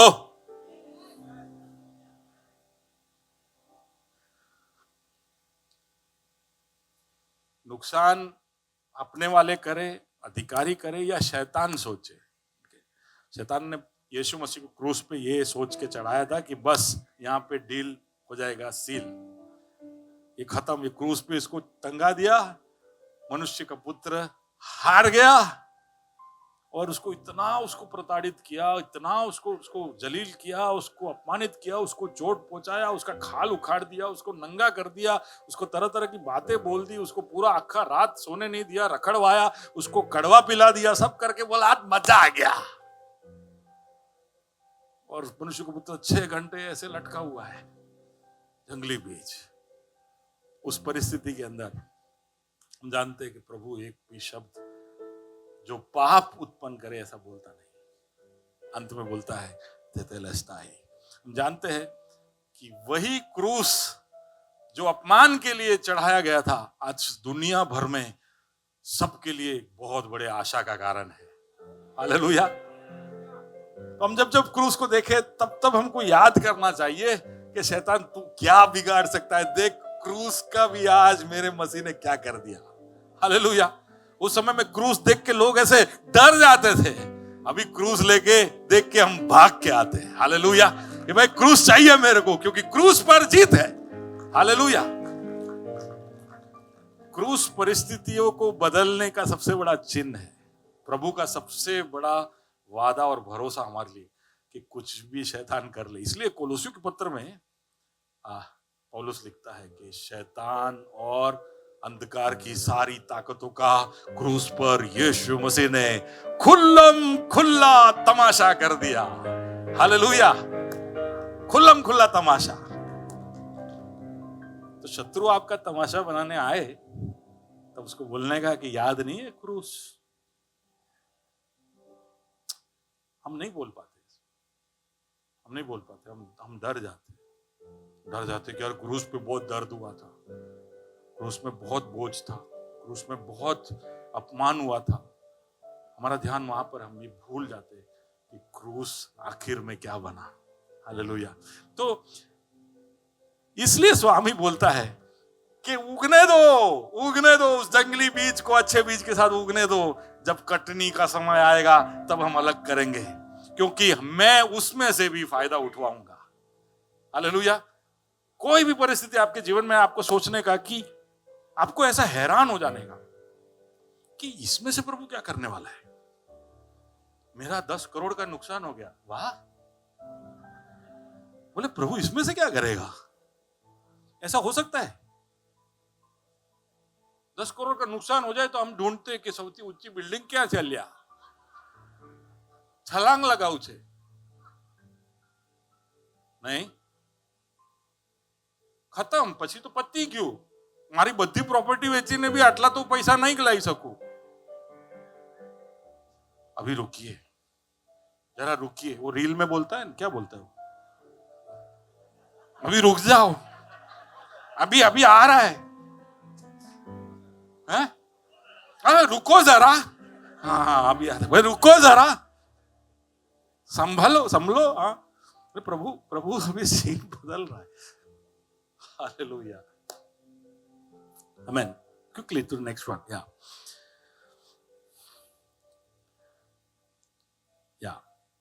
weeds facilitate change. What I was saying there. यहाँ तीसरी बात जो मैं कहना चाहता हूँ वो ये है, खत्म कर रहा हूँ. Will just close with this. Mark के 10 और 30 हम लाइफस्टाइल में जो पढ़ रहे थे तो हमने ये देखा कि प्रभु, can you just read that. और इस समय 100 गुना ना पाए घरों और भाइयों और बहनों और माताओं और बाल बच्चों और खेतों को. Can you read the previous words also.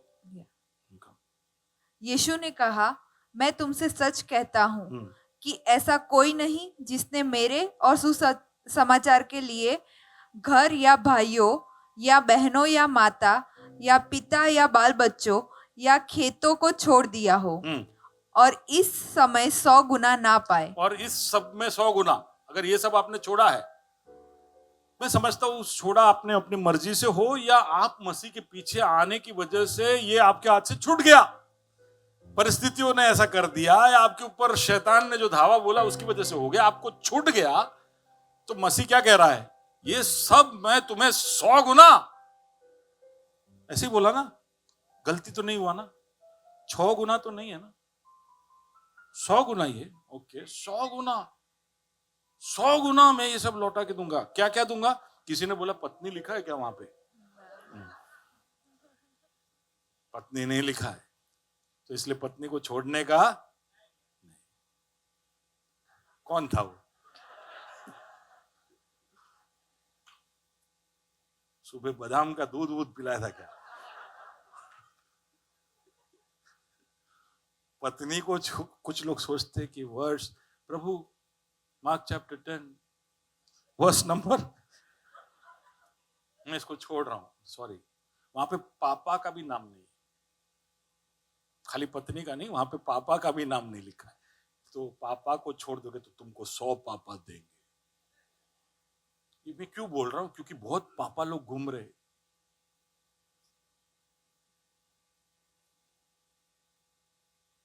Church में घूम रहे, कैथोलिक चर्च में नहीं, अपने प्रोटेस्टेंट चर्च में पापा लोग बोले ये पापा, ये डैडी, ये डाडा. सुना है आपने? कुछ लोगों को अपने चेले लोग सिर्फ पापा बुलाते हैं. कोई पापा 100 गुना नहीं मिलेगा. ठीक है, स्वर्ग में एक ही पापा है, उसको पापा बुलाओ. ठीक है, बाकी कोई पापा नहीं है इधर. पूरा अभी एक ट्रेंड, एक कल्चर है पूरे भारत में भी. इधर बोले, इधर ये पंजाब में पापा, ये लखनऊ में पापा, ये इधर पापा, सब जगह बहुत पापा दिखेंगे. पापा सिर्फ एक ही है. पापा का मतलब है स्रोत, है ना, सब चीजें देने वाला. वो सिर्फ एक ही है. और फिर आपका ये पृथ्वी का बाप है आपका, उसको छोड़ना नहीं. ठीक है, आपके माता पिता का आदर करना.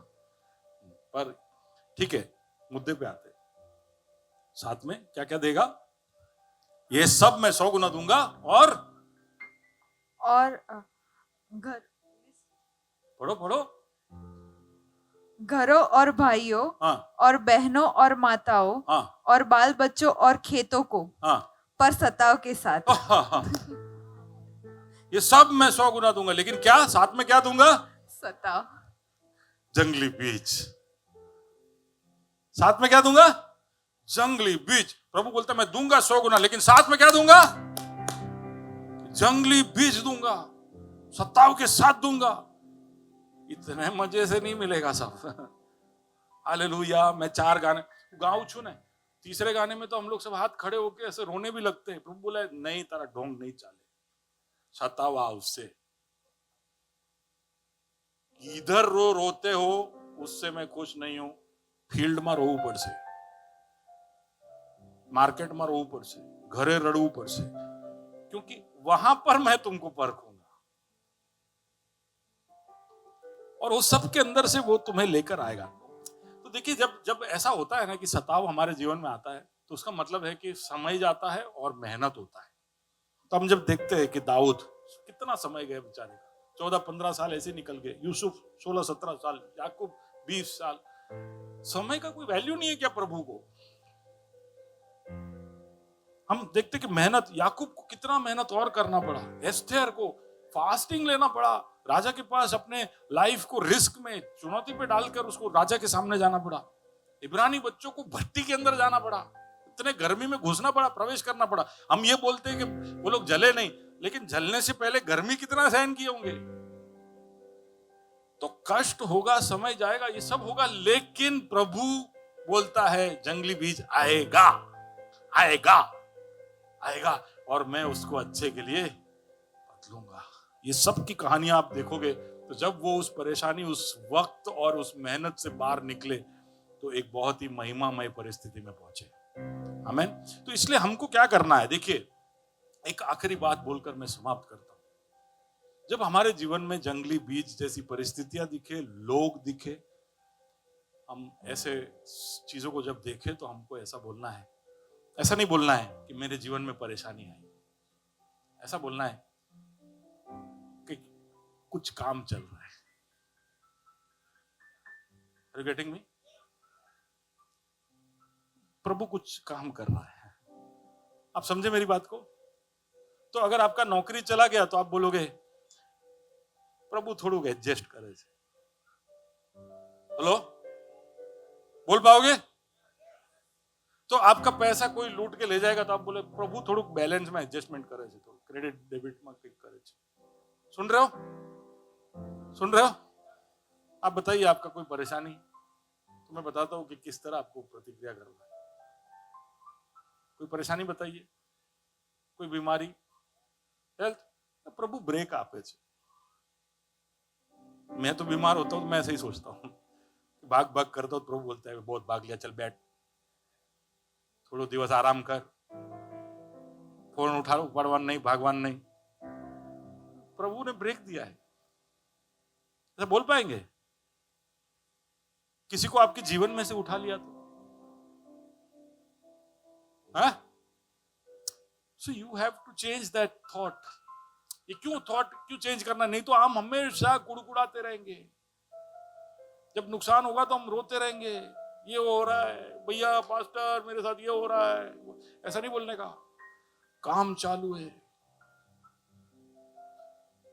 थोड़ा ट्रांसफॉर्मेशन हो रहा है, थोड़ा चेंज हो रहा है, डिजाइन में फेरफार हो रहा है, बैलेंस में एडजस्टमेंट हो रहा है। थोड़ा भाषा बदल सकते हैं,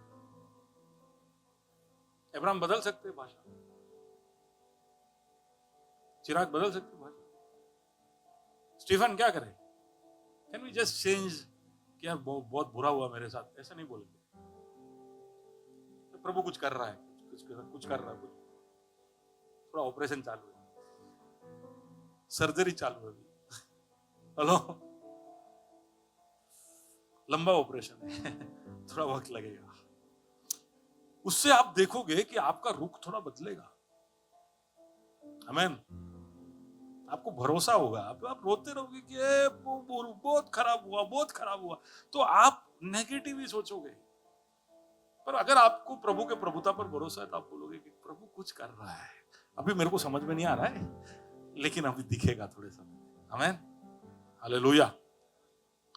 तो जंगली बीज आने दो, हम प्रभु पर भरोसा रखें। आमीन। और जो आया है उसको हम स्वीकार करें। आंखें बंद करें। चौथा बात मैं नहीं बोल रहा हूं,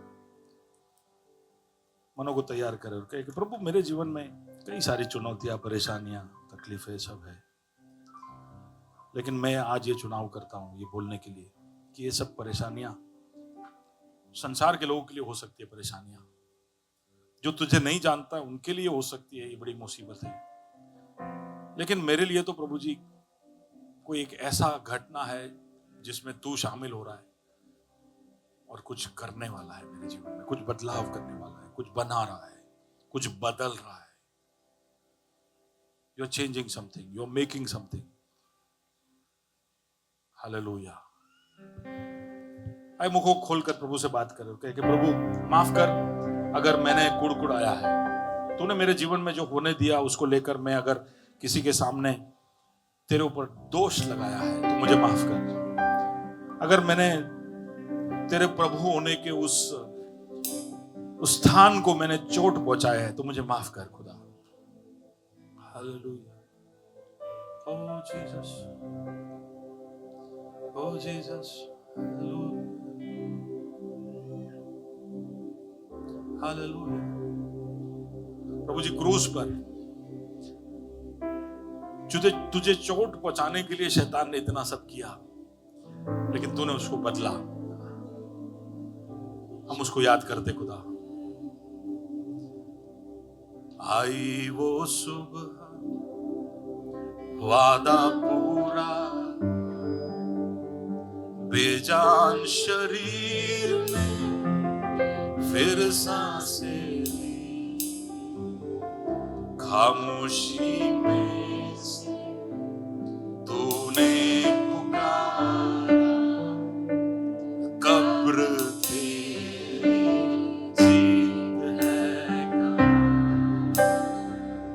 आई वो सुबह, वादा पूरा,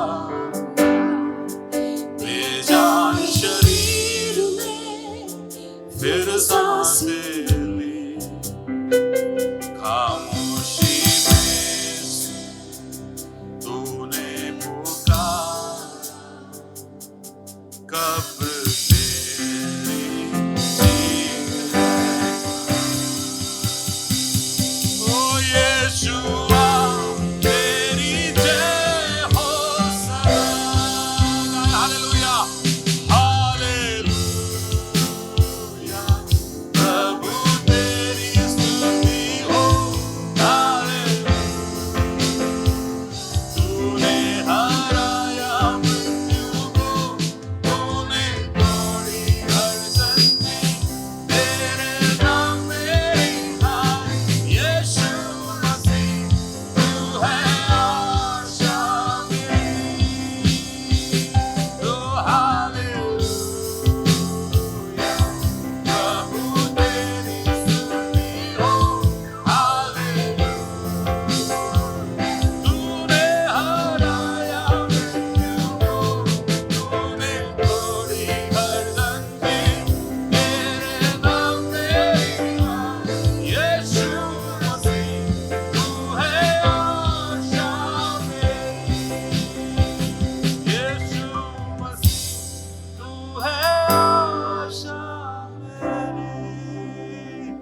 यीशु मसीह,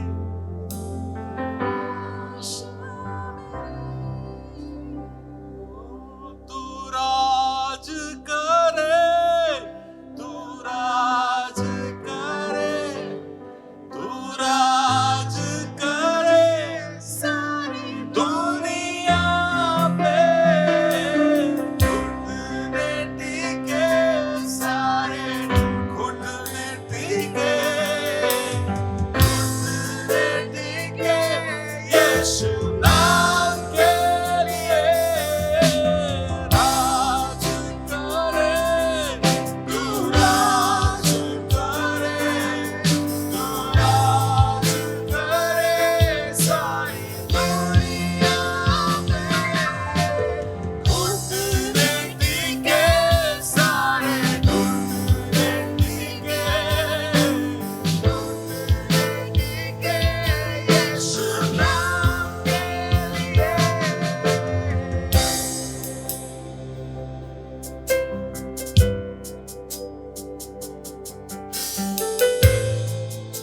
प्रभु मेरे जीवन पर और मेरे हर परिस्थिति पर तू ही राज कर खुदा।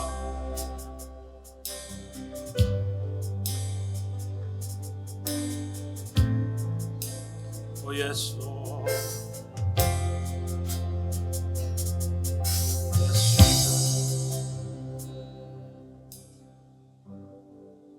तू हाजिर कैसे करें, क्योंकि तू हाजिर। आज जो पहला गीत हमने वर्शिप में गाया, उसकी ओर मैं आपका ध्यान लेकर जाना चाहता हूँ। Give me the first verse. सारे जहां का बादशाह है, मुझ में आकर बस गया। सारे जहां का, क्या सोच रहे हो आप, क्या समझते हो आप यीशु को? सारे जहां का, यानी हम तो सिर्फ पृथ्वी पर उसको सीमित कर रहे हैं। सारे सृष्टि का वो बादशाह है। वो कहां बसा है? बोले मुझ में बसा है, मेरे अंदर बसा है। हालेलुया। शान और शौकत से तू भरा, लेकिन खुद जैसा मुझको कर दिया। सच में आप क्या वो कल्पना कर सकते हो, सोच सकते हो, प्रभु इतना महान तू है, शान और शौकत से भरा हुआ, मुझ में बसा है, तेरे जैसा मुझको बना। सच में हमारी एक इल्तिजा होनी चाहिए दिल से, प्रभु कि तेरा जैसा मुझे बना, बदल मेरे अंदर के हर वो बात को जो इसके खिलाफ है। आए मिलकर एक क्षण ले, बगल में जो है उसके लिए प्रार्थना करें। प्रभु तेरी उपस्थिति यहाँ पर है, इसलिए धन्यवाद। तेरी महान उपस्थिति को मेरे भाई मेरे बहन के जीवन में तू उतार। तू सारे जहां का बादशाह, तू हम में आकर बस। शान और शौकत से तू भरा है, खुद जैसा हमको बना। सारे जहां का बादशाह है, मुझ में आकर बस गया। शान और शौकत से तू भरा, खुद जैसा मुझको है किया। एक और बार, सारे जहां का बादशाह है, मुझ में आकर बस गया। शान और शौकत से तू भरा, खुद जैसा मुझको है किया। है हाजिर, है हाजिर, मेरी कहानी में तू है हाजिर। है हाजिर, है हाजिर, मेरी कहानी में तू है हाजिर। एक क्षण ये घोषणा करें हम, बगल में जो है उसके ऊपर, प्रभु जी इसकी कहानी में तू हाजिर हो जा। आइए विश्वास के साथ घोषणा करें, बगल में जो है उसके ऊपर हाथ रखकर, उसके हाथ को पकड़कर, जो भी जैसे भी, प्रभु जी मेरे भाई मेरे बहन के कहानी में हो जा तू हाजिर। इसके जीवन की परिस्थितियों में हो जा तू हाजिर। इसके जीवन में जो गंदे बीज है या जंगली बीज है, उसके ऊपर हो जा तू हाजिर। उसके उस परिस्थिति में जहां पर वो कड़वाहट और दुख में है, उस पर हो जा तू हाजिर। उसके दुख में, पीड़ा में हो जा तू हाजिर। है हाजिर, है हाजिर, मेरी कहानी में तू है हाजिर। है हाजिर, है हाजिर, मेरी कहानी में तू है हाजिर। दुनिया सुनाती जब सजा, यीशु ने ली मेरी जगह। जब मुझ में कुछ भी ना बचा, जन्नत का वारिस कर दिया। एक और बार गाए। दुनिया सुनाती जब सजा, यीशु ने ली मेरी जगह। जब मुझ में कुछ भी ना बचा, जन्नत का वारिस है किया। है हाजिर, है हाजिर, मेरी कहानी में तू है हाजिर। है हाजिर, थैंक यू। है हाजिर मेरी कहानी में तू है हाजिर। प्रभु जी, ये हम सब के लिए एक हकीकत बन जाए। हमारे पैसे हमसे चले जाए, हमारी तंदुरुस्ती हमसे चले जाए, हमारी बुद्धि और ज्ञान हमसे चले जाए, हमारे अपने हमें छोड़कर, हमारे दोस्त हमें छोड़कर चले जाए, शायद वो दुनिया से ही चल बसे, हमें अकेला छोड़ जाए, लेकिन तब भी एक ऐसा जो हमारे कहानी में हमेशा हाजिर रहेगा, वो तू है यीशु। है हाजिर, है हाजिर मेरी कहानी में तू है हाजिर। खुशी के साथ शुक्रिया कहते हुए, है हाजिर, है हाजिर मेरी कहानी में तू है हाजिर। और कुछ नहीं चाहिए खुदा, और कुछ नहीं चाहिए। तू अगर मेरी कहानी में है तो सब कुछ है, सब कुछ है। मेरे पास कुछ भी ना बचा हो, वहां से तू उठाकर सारी जन्नत का वारिस बना सकता है तू मुझे। तो इसलिए मैं नहीं दुखी होऊंगा, मैं नहीं कुड़कुड़ाऊंगा, मैं ना संकोच करूंगा, मैं ना पीछे हटूंगा, मैं कभी भी दुखी ना होऊंगा। मैं हर्ष और आनंद की भरपूरी के साथ तेरी हाजिरी में बढ़ते रहूंगा खुदा।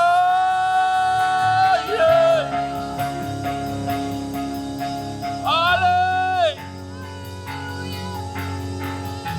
आले और रामासी हटीरे खेरे। धन्यवाद खुदा। यीशु, तेरे गाढ़े और सामर्थ्य उपस्थिति को मैं हर परिवार के ऊपर, हर व्यक्ति के ऊपर बोलता हूं खुदा। उनके मनों को, दिलों को खोलना कि वो तेरे हाजिरी के लिए प्यासे हो जाए। अपने जीवन में जो बदलाव करना वो कर कर तुझे वो अपने कहानी में शामिल करे।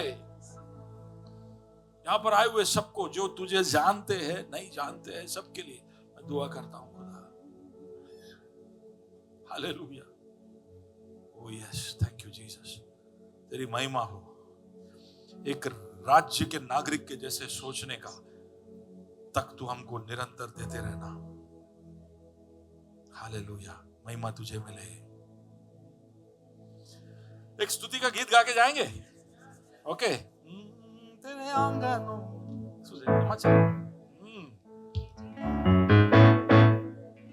तेरे आंगनों एक दिन हजारों दिन उत्तम है। जीवन तेरी स्तुति हो। तेरे आंगनों में एक दिन, कई हजारों दिन उत्तम है। मैं प्रशंसा कर जीवन भर तेरी स्तुति हो।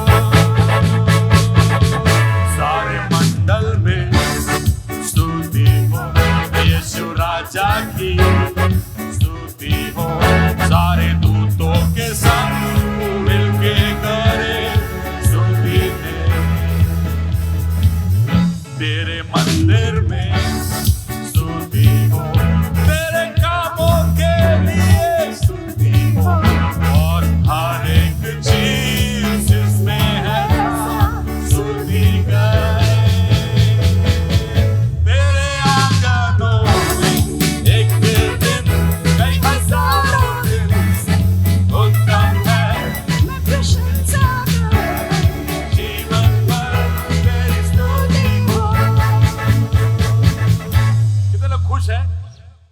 एक 2 मिनट नाचना चाहते हैं तो नीचे आ जाइए।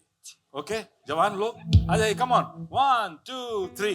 तेरे आंगनों एक दिन, कई हजारों दिन उत्तम है। मैं प्रशंसा कर जीवन भर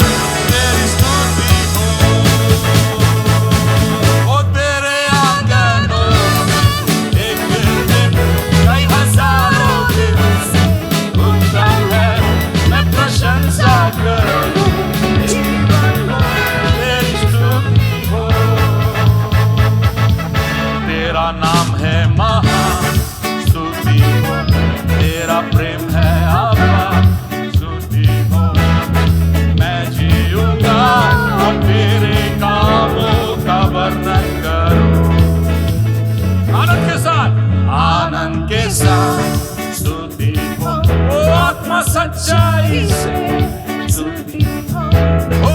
निश्चय जानो कि वो ही खुदा और हम उसके हैं। और तेरे आंगनों में एक दिन कई हजारों दिन से उत्तम है। मैं प्रशंसा करूं जीवन भर तेरी स्तुति हो। तेरे आंगनों में एक दिन कई हजारों दिन से उत्तम है। मैं प्रशंसा करूं जीवन भर तेरी स्तुति हो।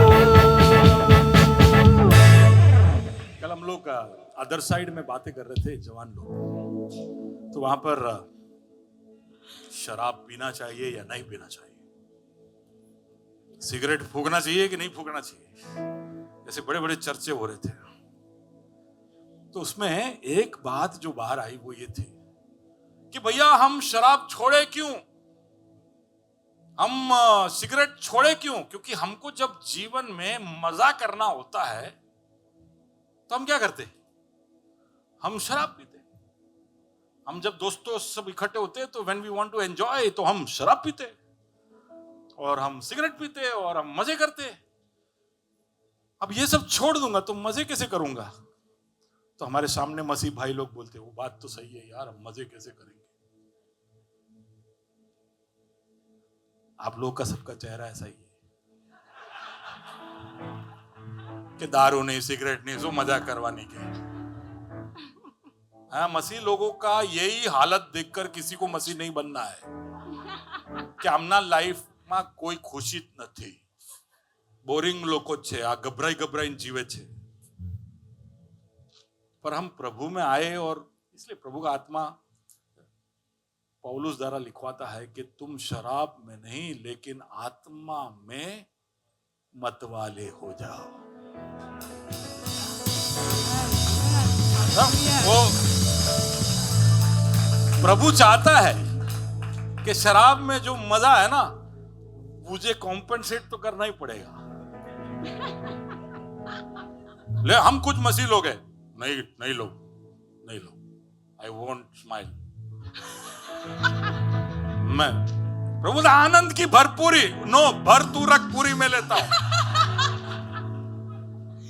भाई सच में खुश हो? क्या गा रहे? तेरे आंगनों में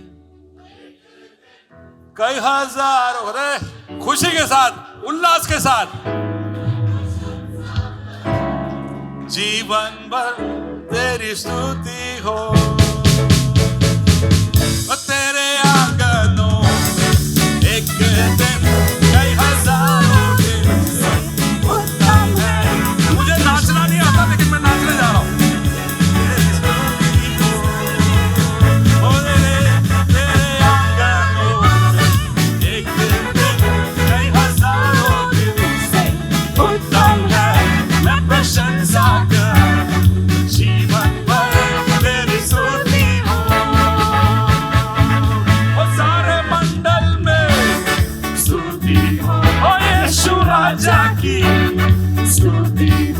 सारे दूतों के संग मिलके करें स्तुति तेरी,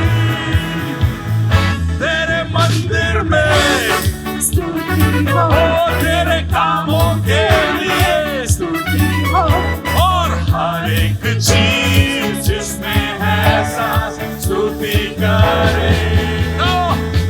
तेरे आंगनों में एक दिन कई हजारों दिन से उत्तम है। मैं प्रशंसा करूं जीवन भर तेरी स्तुति हो। तेरे आंगनों में एक दिन कई हजारों दिन से उत्तम है। मैं प्रशंसा करूं तेरी स्तुति हो। तेरा नाम है महान, तेरा नाम है महान। गुजराती तेरा प्रेम है अपार, स्तुति हो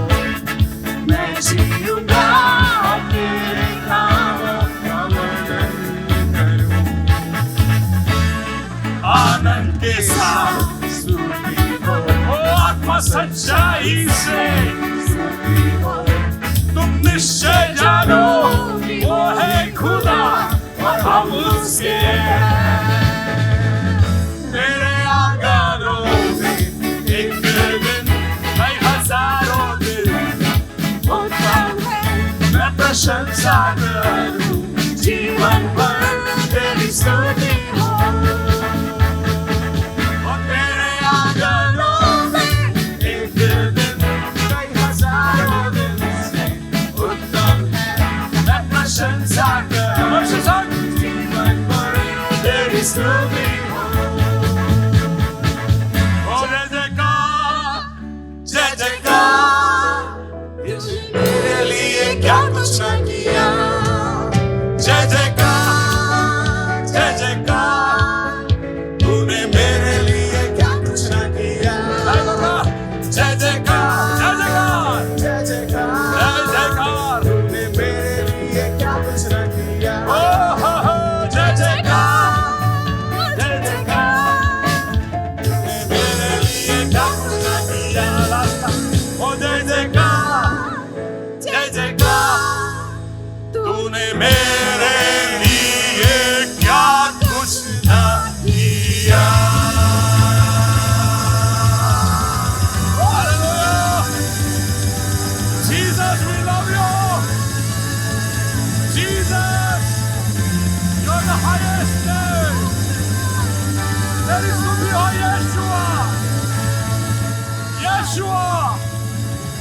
Yeshua.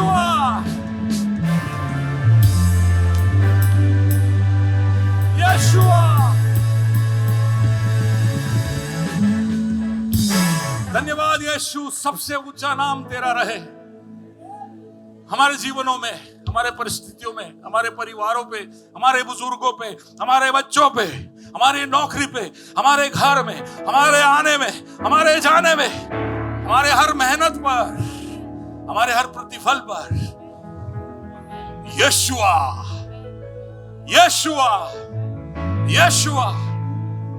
धन्यवाद खुदा, धन्यवाद इसी मनोभाव के साथ तूने हमें जीवन से भी बढ़कर बनाया है। हम आगे बढ़ते जाए, कुंज जीतते जीतते एक अच्छी लड़ाई को पूरे करने के लिए तू हम सबको सक्षम कर, एक अच्छी दौड़ दौड़ने के लिए तू हम सबको तैयार कर। तेरे आंगनों में एक दिन हजारों दिनों से बेहतर है, वैसे ही जीते रहे। महिमा तुझे मिले, यीशु मसीह के नाम से मांगते हैं, आमीन, हालेलुया।